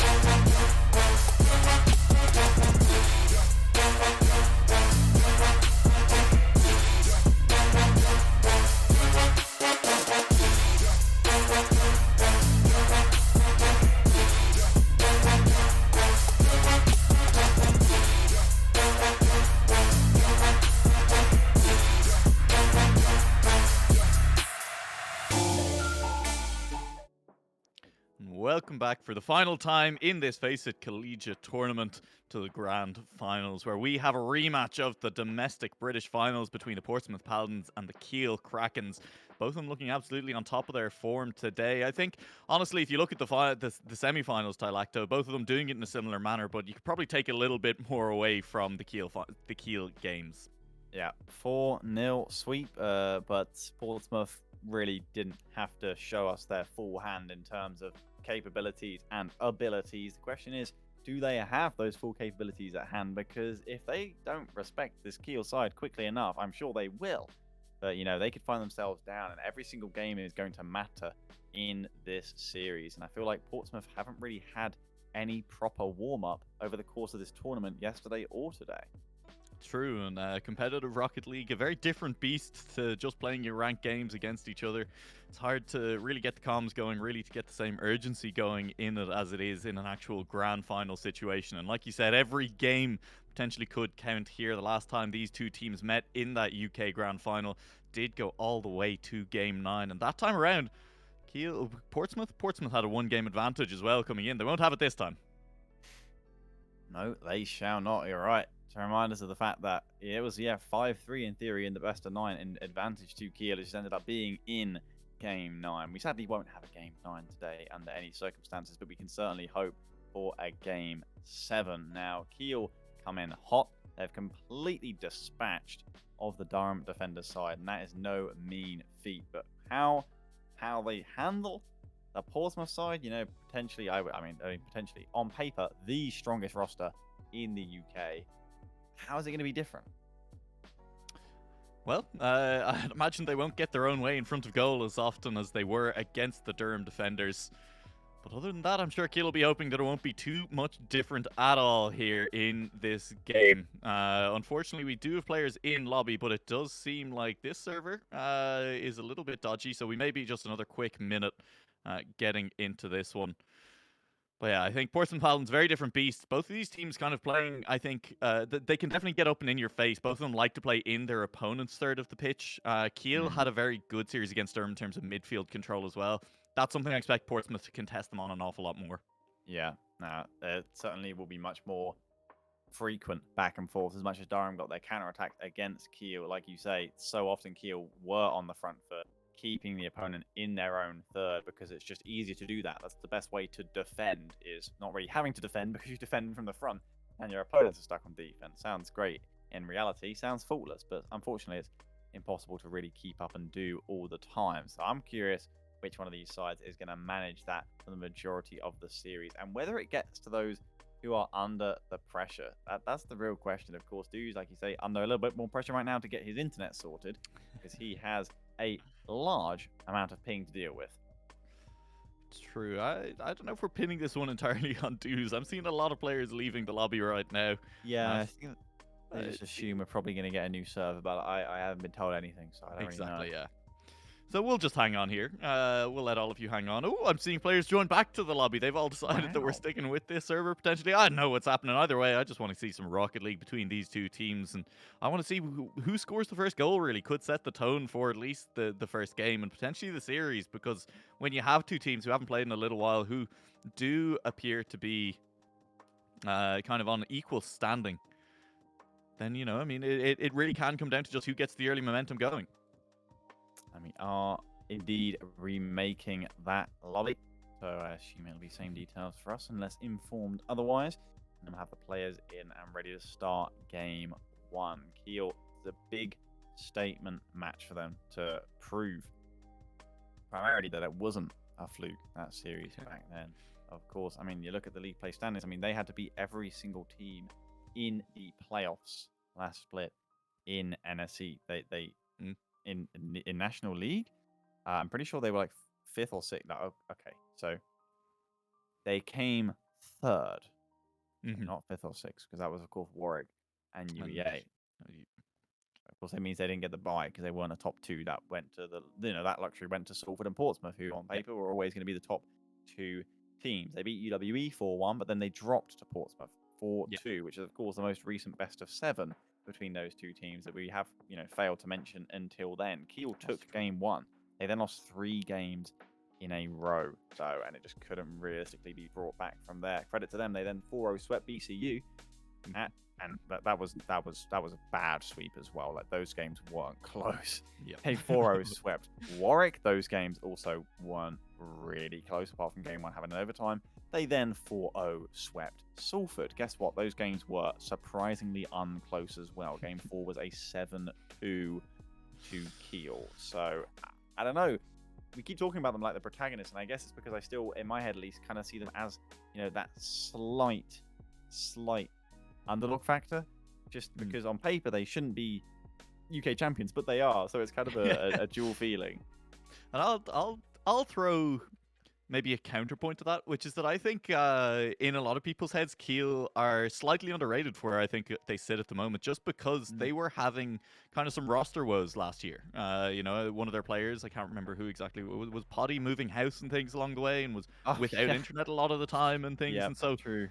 Honestly, I think that potentially what we're seeing just is Kiel's form, and they just weren't able to settle into that rhythm at all last year with all of that going on in the background. That's fair. I can see we've got the lobby up. We have everyone in it apart from this guy called New Alaic. Oh, Jesus. Sounds like the worst. I don't understand. I mean, I don't know the guy, obviously, so I guess we can probably start the series without him, obviously. We're definitely not waiting for New Alaic. New Alaic, are you around? I'm working on it. Passwords were switched up on me, and yes. I'm joining. Okay, we're in. Nice I think it's Alrighty. go for it. Let's watch some Rocket League. Yep, best of 7. Definitely not best of 0-7, which is what I accidentally typed here. As we do have game 1, and clearly game 1's not going to matter because the last best of 7 Kiel won game 1, ended up losing. Portsmouth, Bread, Mercy, Psycho, star-studded roster. Do they have the discipline? Do they have the form? Do they have it in them? Because they've been so untested all tournament. This is certainly a great test for times to come for them. Can they reclaim the pretend crown, shall we say? Yeah, this is it. If there was an unofficial title belt, that's what we're contesting right now. And it's Kiel who have it on top, and it'll be difficult to wrestle it out of their hands, I reckon, because they look in form. And right now, Portsmouth, they're struggling to just get the engines going here at the start. A couple of uncharacteristic whiffs, but they've managed to recover and not going to be punished for it. Is Kiel, gentleman's agreement, you don't punish your opponents for looking a little bit shaky in the first 20 seconds. Now we pull out the point scoring system again, New Alaic, for both teams, though. Okay. It's going to get a lot of really, really complicated. Maybe we just calculate at the end of the game. So far, it's still actually 0-0, believe it or not. 40 seconds in, and Kiel will look to get on the aggressive, but you see the backboard governed much more sternly by Portsmouth. But an early demo from Kiel as well, and it's one of the things you highlighted earlier, which is that this Kiel squad, they're just an excellent team unit. Well, hang on, this is just going to be an open net chance. Where's Psycho? There he is. First goal goes the way of Portsmouth Paladins. No save, so this is indeed just 1-0, except it's not, because it's worth a try, and it's a shot, and it's a conversion, so actually 7-0 just inside the first minute, and it was surprising. A bit of a wild 50. Kiel really trying to get that press on, and it completely backfired on them. All 3 players over the halfway line, and when a big clear came through, Psycho was the first one back. The bounce, not the most favourable for Kiel, but that just comes off the fact that the ball was shot all the way into that side corner. It was always going to land favourably, and now this is Portsmouth looking maybe to actually get a little bit of pressure of their own. That last goal coming against the run of play. I'm sure Portsmouth they'd feel a little bit more comfortable if they were spending a little bit more time off their own goal line. Well, it seems to be where they're happy to bait Kiel in. I mean, Mercy's been fed here nicely by Psycho to look for the counter. He gets a delayed 50. He squeezes it in at the back post, and the quality of Portsmouth is there for all to see. Mercy just slows that down. Poddy just left no man's land, and Mercy, I mean, it's a little bit of a ground kind of steal away as the touch was there. And then, as you said, squeezing it in at the post, barely enough width between the car and the post to get the ball in there. But Portsmouth Paladins a 2-0 lead. And Kiel now, they'll have to settle. They struggled to break this defense so far, and Portsmouth have come in very strong in game 1. It's just the toughness, and I feel like Kiel, so much for the reason they got that UK crown in NSE was the fact they were so unexpected to make it. Now it's actually coming down to defending, and now Portsmouth really have something to play for. Not that I'm saying they were unmotivated or anything that final. That can't be the case, but you can see how hungry they are to prove a point in this game. It's 2-0 inside 2 minutes, and it certainly could have been 3. Mechanical display already for Portsmouth as well. It's going to be popped just straight back in. Psycho without boost, still looking a little bit threatening, still making things awkward for the defense. Kiel, one of their strengths as a team is that they tend to play very well as a unit, you know, not necessarily a standout player on the squad like there is on so many others in the UK scene and the European scene in general. But right now the link-up's just not quite there, covering for each other not as effectively as they sometimes do, and Portsmouth have capitalized on it twice already. Yet to register a shot on the board are Kiel, but they've had plenty of possession and they then immediately do it. A shot just off the mark from Poddy would have been one hell of a snipe if he got it from there. K3 should be cut out by Brett. Indeed he does. No second touch for him as Poddy comes across the halfway line and pings it right up back towards that backboard. But again, the Portsmouth backboard defense is in a different league to what Kiel have been having the luxury of against Durham. True, and sometimes you get into that rhythm if you just keep popping them off the back wall and you're like, oh, one of these will eventually fall to us and we'll be able to get a shot on target. The defense will be left out of position, but Portsmouth, it's just one player up on the back wall. That's all they need to get these clears, and they're doing it into safe positions, and then the counterattacks like this are so strong and the post will deny mercy, but the breakaway play was clean. That's a great demo. Dudes immediately changing the tone of this. Twice Portsmouth have been close on the counter, hitting the woodwork. They could say that they should be 4-0 up, but this brutal, cold-blooded demo from Dudes. He may have had a quiet game so far, but there's nothing quiet about that. And I do find myself wondering, you know, Portsmouth, as you say, could have potentially felt that, you know, oh, we're in control of this game. We should be about 4-0 up. But the thing is, then a goal goes in, and as you say, completely changes the tone of it, because it is only 2-1. Portsmouth, they felt like close goals. It felt like they had the control. They weren't conceding shots, but they weren't actually making the chances count for themselves at the other end as well. And Kiel, with the one demo, has struck back, and we have a one-goal game with a minute and a half left on the clock. It's already the 5th time or so this game I've seen Brett feed his teammates from the backboard. Great waiting on those passes for the most part as well. It's off the backboard this time. Will it be a pass? No. K3, the only one up for that one in front of the Kiel penalty box. It's found by him. Dues over back towards him. Poddy actually going to be able to come in here after a whiff that Portsmouth really stepped back and respected, surprisingly. They were happy to sit that back, but again, they do seem to enjoy sponging the pressure from Kiel and trying to use it against them. I legitimately do want... I think that might not have been a whiff. I think that might have been a leave, because it led to a really good shooting chance. And here's another one. K3 in front, and Kiel, if that was a deliberate leave earlier, I think maybe they're starting to work a little bit better as a team, as a unit. They're trying to clear a bit more space for each other, and that could be exactly what they need to come back into this game against Portsmouth. A lovely pass across towards K3, but I can't really work the second touch. Poddy will come back around and absolutely slam it towards the corner. Let's get a dunk to keep it in the mixer. I don't feel like this is exactly what was initially on the plans and the blueprints for Kiel. Granted, they still have the possession, and Portsmouth are sort of watching them awkwardly like, guys, is this what you were trying to do? I guess we'll have it back then, and we go on the counter. And all Portsmouth have to do here is keep the sting out of the ball. Some very awkward touches from Kiel in this game has slowed their attack down at times. But in the last 10 seconds, they're still within striking distance. A shot turned on target, but Psycho more than up to the challenge of turning that one away. Poddy, K3 are both underneath this ball. Poddy to take it, flick it forward, but the touch, again, a little bit awkward. Deuce this time does collect it, though. Still has his teammates in the middle. He'll go off the crossbar. And oh my goodness, it nearly got turned into an own goal, but defended by Portsmouth at the death. And Kiel not quite able to find the gaps in that Portsmouth defense on the Portsmouth back wall in game 1, and Portsmouth will sneak away with a win. That is a crucial save by Mercy. I mean, it may have been uncomfortable. It may have been very close to an own goal, but he cannot let that ball bounce. Otherwise, it is so dangerously in front, literally in the 6-yard box, waiting for a tap-in, be it 0 seconds or not. And you know, Portsmouth, they looked great the first half of that game, but Kiel ended up out-shooting them over the course of the entire 5 minutes. They did indeed lose the 2-1 scoreline, but I mean, 7 shots to 6. Kiel getting the vast majority of them in the final 90 seconds or so. I could see them coming into this one fast. I could, and I honestly, there was a few dirty touches, the opposite of clean touches, you know, that really cost Kiel on a lot of their offensive chances, where a ball just went a little bit too far backwards, where they didn't get it moving forwards or towards another player as effectively as they'd like. And if those get cut out of the Kiel play here in game 2, Kiel definitely, I think, could be putting a few more than just the one on the board. They're already on the offensive in this second game, and of course that means nothing how comfortable Portsmouth have been for the most part on defense, and certainly transitioning off of it. Kiel are the ones doing that now, but Mercy puts it back into the corner. Keel up very fast and linking up into the midfield, and off the backboard it will go. But again, Portsmouth calm under pressure, as I watched one of them completely miss and scramble there. That was Bread, and they're now low on boost, and it's really not calm, but they still have dealt with it for now. Just about dealt with it, but it still leads to a Keel shot. That was Portsmouth looking... Oh, no. No, good save from Poddy. That was just a miss by Psycho, and under open net, and the breakaways are really costing Keel at the moment. A whiff from Bread. A hell of a stretch. Very powerful clear from Keel, who I do feel like will want to be striking first here. Portsmouth run away with it again if they get two in quick succession.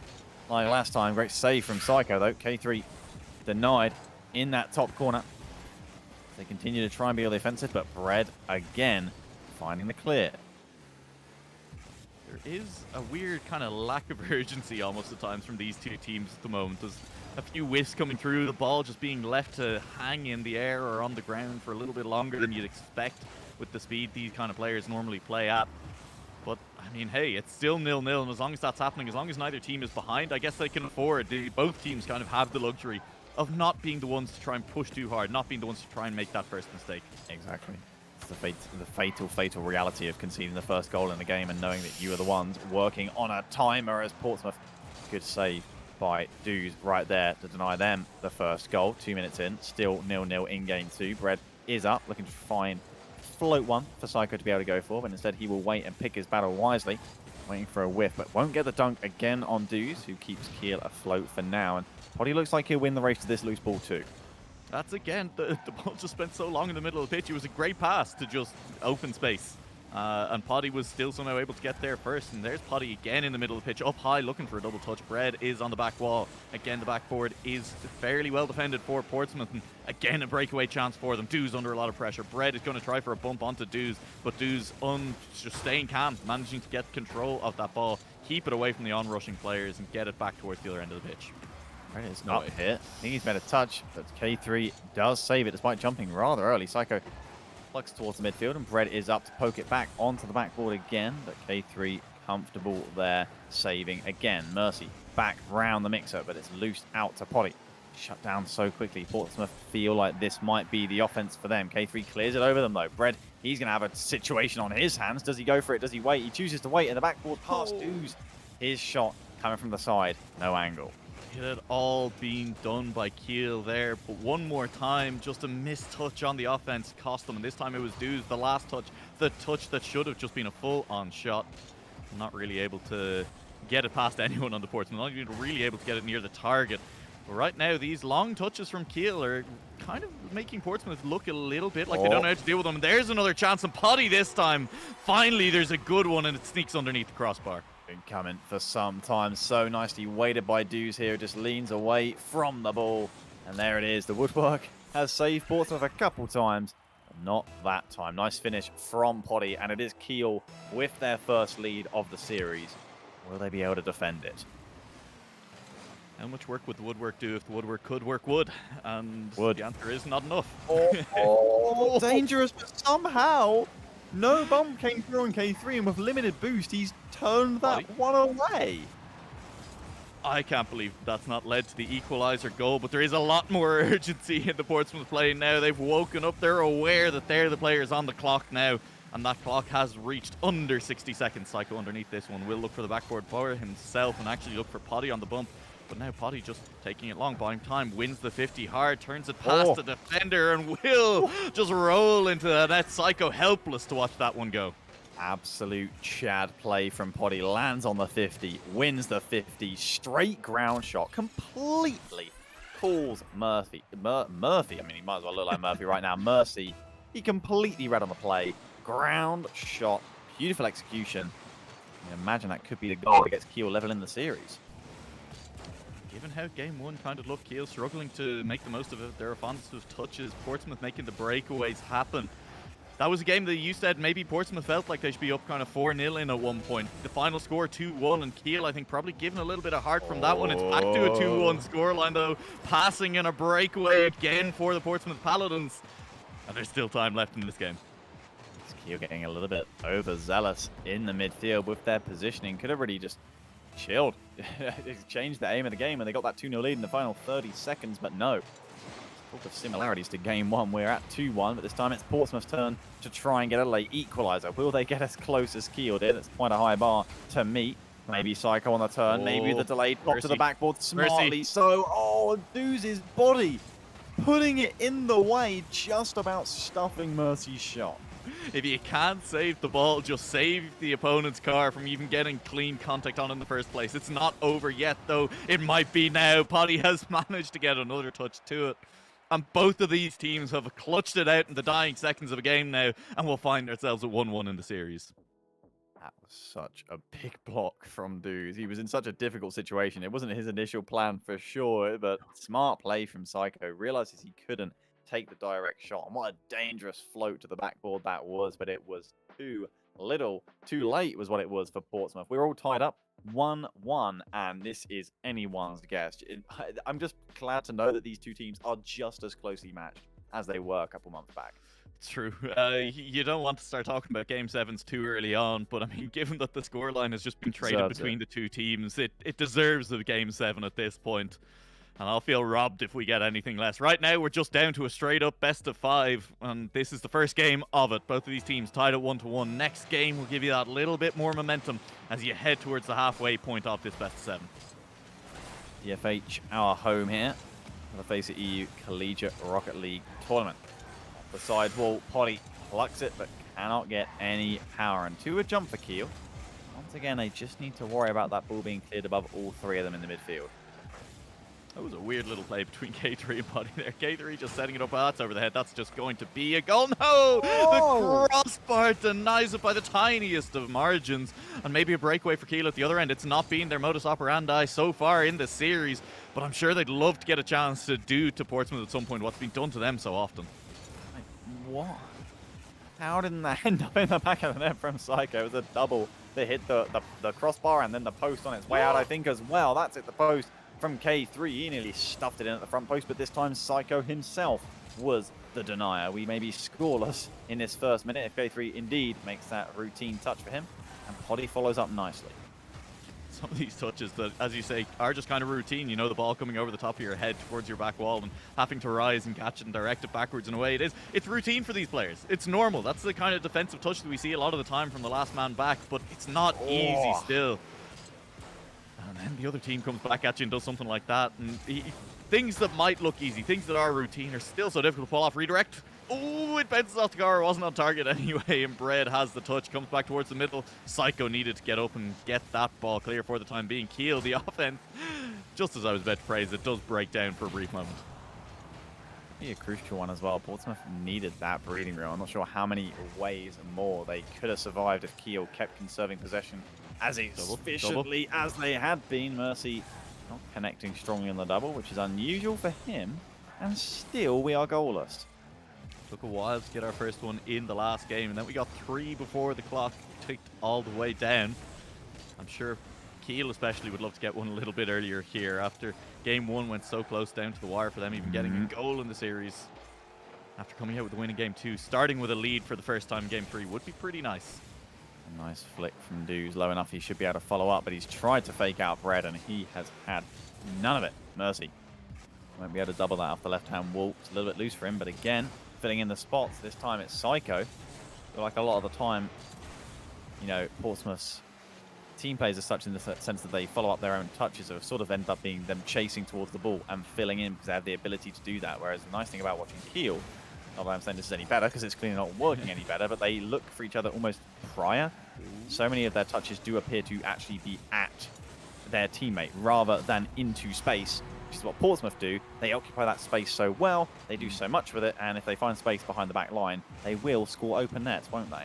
And potentially a little bit of that is the problem for Kiel, is that they're spending so long looking for each other that you have teammates scrambling to get into positions where they can be found, and they're pushing just a little bit too far forward to be in a position where they could collect a pass.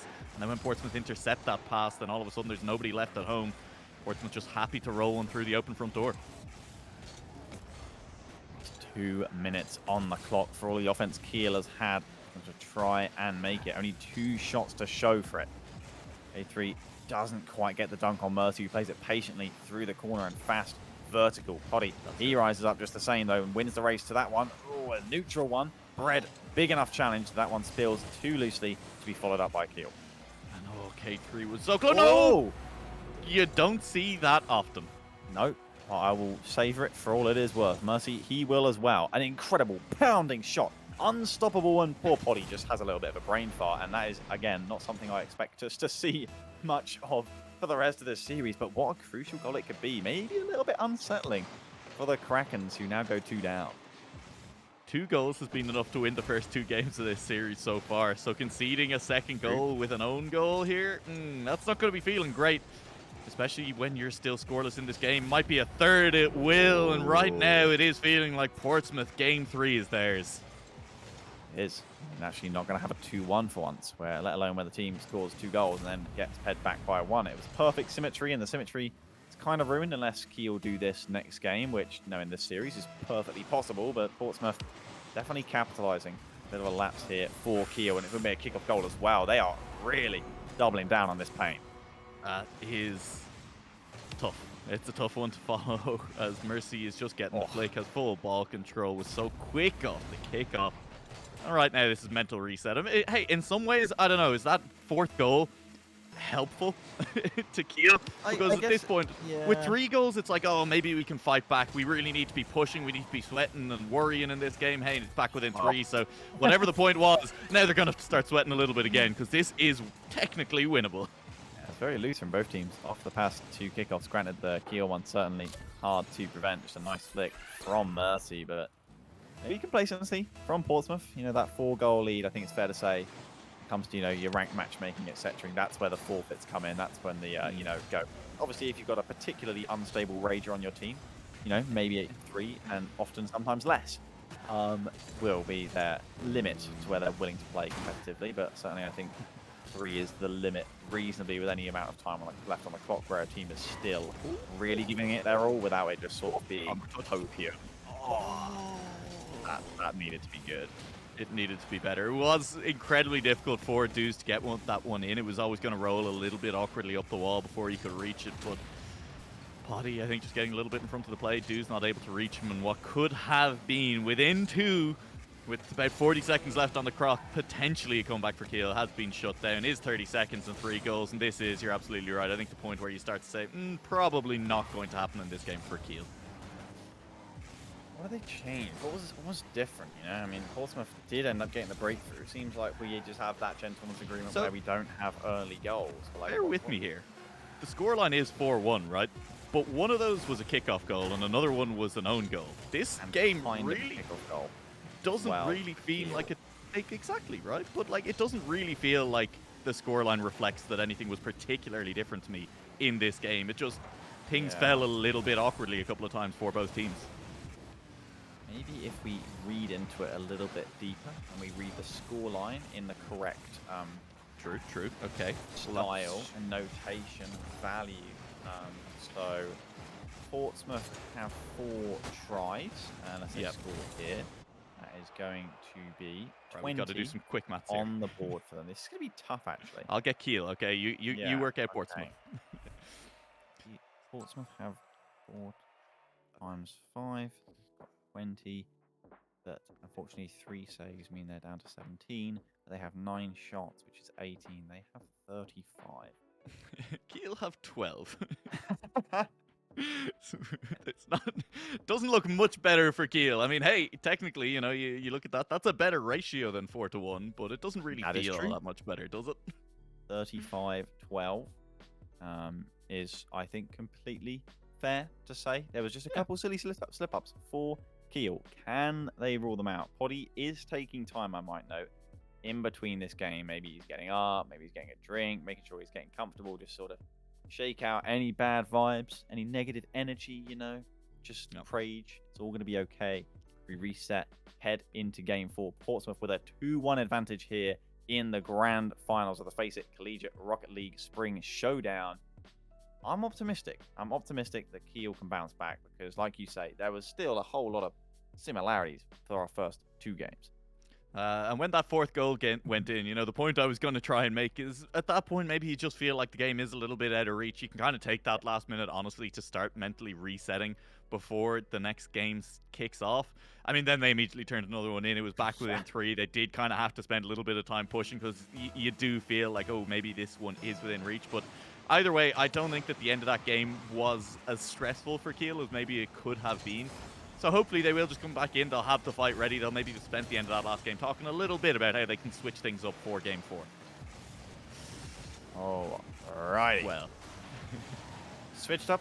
No early goals, remember. No early goals allowed. No, see, that's wide. Yep, told you.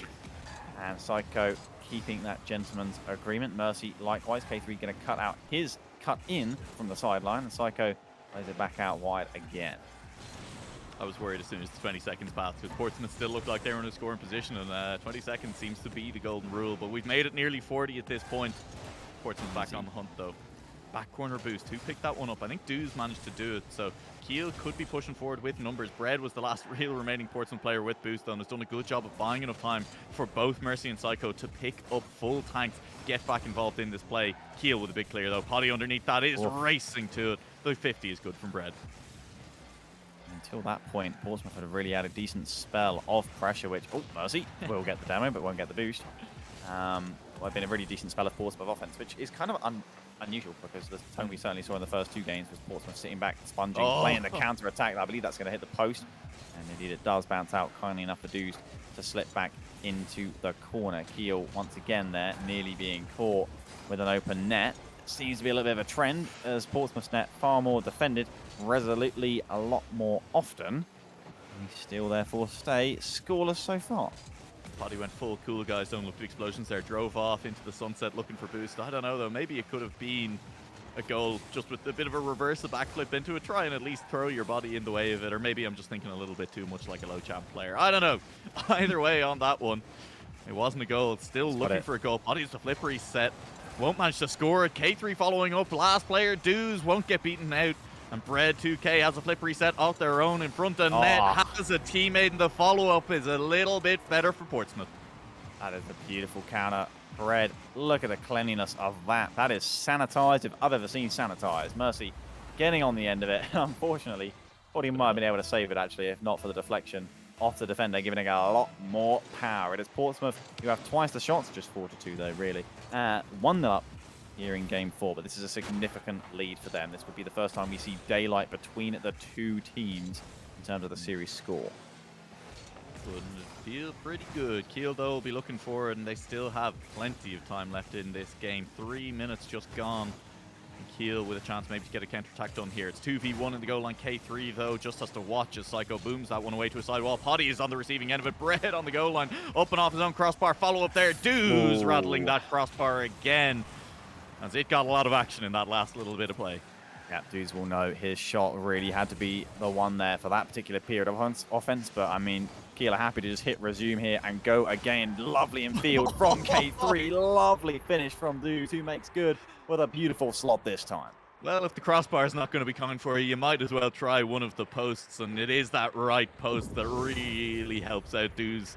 Rolling the ball up the inside of it. It had the defense biting, all 3 of them throwing themselves to the ball at different times in that play. And what a goal that was for Kiel. That's the kind of confidence builder team play that Kiel would like. Exactly. Crucial goal. One of the goals of the series so far. Granted, both the goals this game have been magnificent, really. And Mercy, limited boost, will struggle to live up to that. Just has to put it around the backboard. Could be dangerous. Psycho can't quite get that dominance over the ball enough as Potty was under it, trying to get it past Bread. Pre-jumping as last man does get the block for now. We've seen Potty in that kind of first man position, I'm going to call it, yeah. Even though I don't know, just very far in front of the ball. And every time so far, and we'll just wait just a brief second. Oh, that's a big miss on the back wall. Mercy there to cover though. But every time Potty has gone for the redirect attempt. And so if at some point Potty switches it up, goes and tries to challenge a defender, try and get a bump instead, that could be a big change in the play. That could lead to a goal, but at the moment, that's just a bit of a defensive error coming from Kiel. It's just, you know, almost like a little bit dirty from Portsmouth. Like the fact that it's not dirty in a way, but it's like they're using their experience to score much quotations, worse goals. It's reproducible. You know, Kiel are really having to hit their timings and execute well to beat this Portsmouth defense.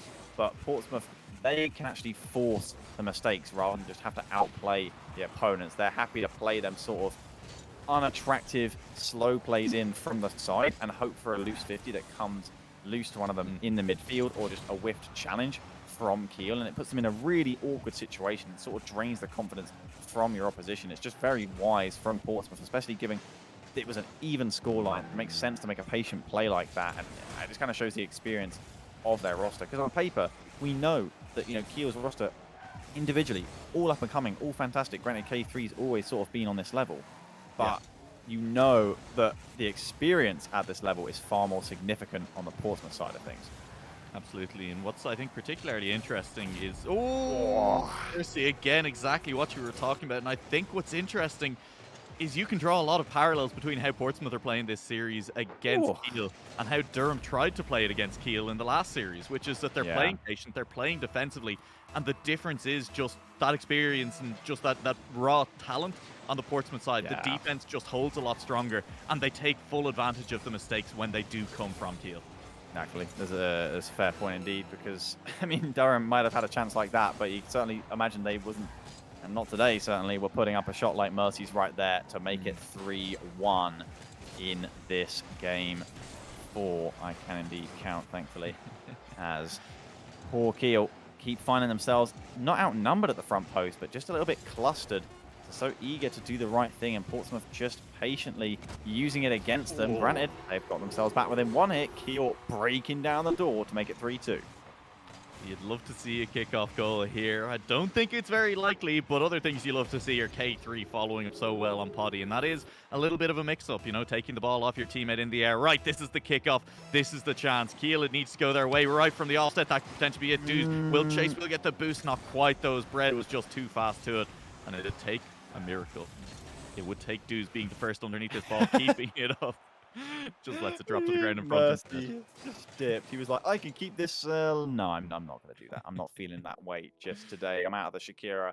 I'm into the Fennec. This is Portsmouth on tournament point. Can they see it out? They look informed to say that they could. Once again, Kiel out shooting but just not enough to get themselves over the line. Surely this team has more to give. It always seems like they're able to drag themselves back from the brink of elimination. Portsmouth, though, still, they'll be able to taste it. And with 7 saves on the Portsmouth side, I don't want to do the maths for Kiel. Underneath their adjusted scoring system. I'll do Kiel. There no, it's too late. Okay, I'll do...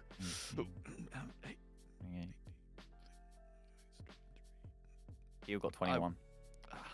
Portsmouth, I actually don't think we're going to have to go back and double check the tapes on that one, though, because actually I think I got to about 23, and then however many saves Kiel had, so it was 1. It was so 22-21 in the last game. Oh my goodness!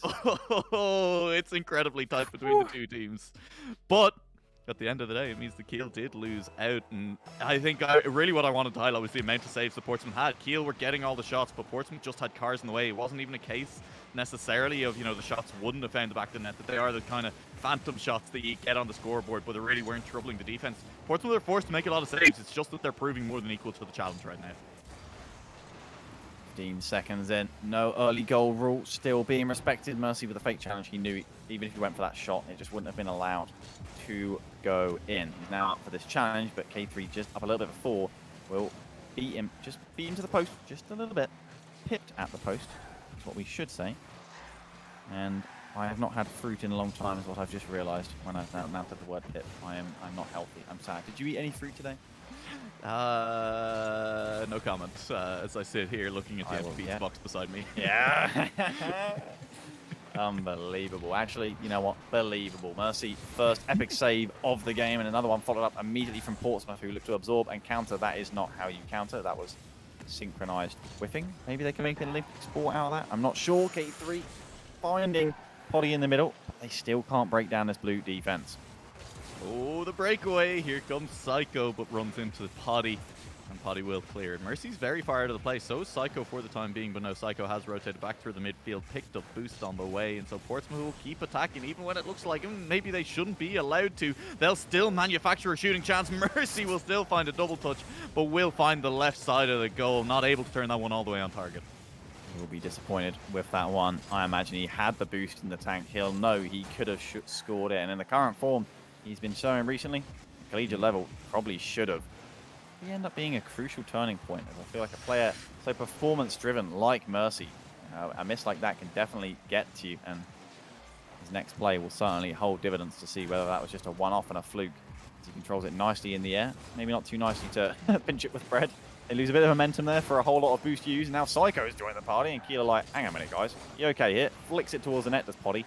But was never going to be able to get it across enough, such that Bread couldn't reach it. It was nearly a breakaway. That's, I think, almost the first time this series we've properly seen a chance that looked like a chance on a breakaway for Kiel. It's been Portsmouth with that more often than not. Here's a chance for K3, though, back the other way. And it does feel like Kiel, part of the reason for that is them just choosing to slow play it out of their own half more often than not when Portsmouth do give away possession. Look, here it comes again. Deuce just watches the players come from, tries to slow play it. It's led for a shooting chance for Portsmouth, and that is 1-0 already. Such a satisfying shot, though, to watch hit the back of the net. It was a bump. I was wondering why there was no challenge there. Potty was at that front post, and you just see Kiel end up watching that like, yep, that is top corner. That is Portsmouth's first shot of the game. Kiel without a save. They have 4 shots, though. I'm not sure what the point system will be scoring at right now. We're on potentially the last half of the last game of the tournament if Kiel can't turn this around. And it's been an awful sort of flow of momentum for them. This would be 3 games in a row lost if it stays like this. And it doesn't feel fair, does it? No, and I think, honestly, it kind of comes down to the Potty own goal a few games ago. Remember that? Exactly. They haven't really recovered since. It's just all been Portsmouth pressure, being Portsmouth on the ball, and Portsmouth scoring ever since. It's just when they've needed that edge, it's been Portsmouth who have certainly won the mental battles that have made the small margins come up all over the field. Just hasn't been going in Kiel's favour when it really had been about half the time. They still have the time ticking down on them. Dues towards Potty. Again, just sort of poked hopefully towards the net, and Portsmouth very good at dealing with that. A nice play across from Mercy to Bread, cleared downfield. Any loose touch from Kiel right now could spell the end of that tournament. Just a single one, but one good touch all it could be as well, because only 1 goal the difference means you only need to beat that defense 1 time. As long as you don't concede a second time. Portsmouth will be looking for that second goal. Another good bump in front of net, but Psycho gets denied the shooting chance as a car comes rocketing off the ceiling to take him out. And gets the follow-up. Potty just about has the momentum to get there. Here comes the follow-up. Mercy off the crossbar, and now this is the breakaway chance. This is the time you really need to capitalize, and Fred 2K won't allow it. Dues tried to get it through the defender, but the defender just a little bit too firm in there. Up high towards the backboard could be dangerous, although Mercy not able to get around enough to put it on target. The bounce out, kind for Kiel, unchallenged by Portsmouth until now. Potty's air dribble, never going to be high enough to get it over Psycho's pre-jump as Dues pre-flipping across. What a shot, but it's going to come down off the woodwork. Beautiful piece of air control, but just not quite beautiful enough. The right post did its best for Kiel once again, but the crossbar had done too much to get it clear. And Dues tried so hard. You can't help but feel like that was the moment. That was the chance. Potty will do it from the same position. Musty flick towards the back wall, but it's just into Mercy's waiting arms. Dues gets a follow-up touch. Here comes K3. The touch only goes as far as Psycho again, though. And when you have 3 members of Portsmouth sitting, waiting for your touch, watching, and then it just falls to them softly, it feels like that's all she wrote. Here comes Bread 2K with one final chance. And Portsmouth Paladins will take down the FACEIT Collegiate tournament 4-1 in the grand final. Kiel Kraken's just falling short. What a performance from the Paladins, though. Their run taking out Zealand, the 2 Croatian teams, FUR and TVZ in the quarter and semi-finals coming up against, you could say, their nemesis in a sense. They lost the UK crown to them, and they have made a statement here, taking it back. And that was a fantastic series. I wish we had more than just the 5 games of it, really, of course, especially because our semis were both sweeps as well. I feel scammed, Nearly. I feel scammed. We asked for the game 7 early on in that series, and the fact that we didn't get it, I think, is criminal. Criminal that these teams didn't give it to us. At the same time, I think the takeaway from me for this evening, really, more than anything, Phylacto, is that Kiel need to make sure not to run into Portsmouth when it's a best of 7. Best of 5, best of 9, both seem like maybe okay. Best of 7s, just avoid them. And of course, I want to take this opportunity to thank FACEIT and Uni 6Man's U6M for putting on the Rocket League Spring Showdown here in EU as well.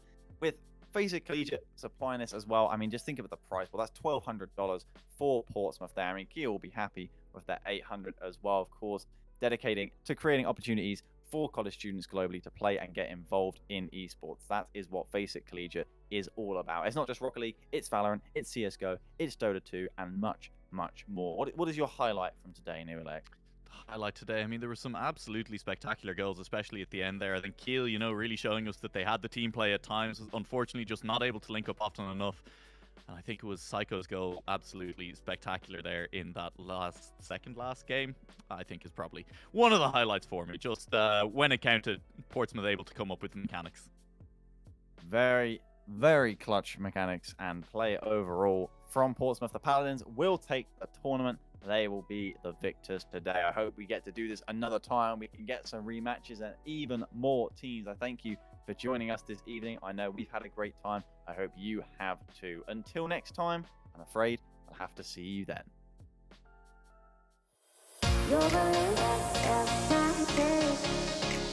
You're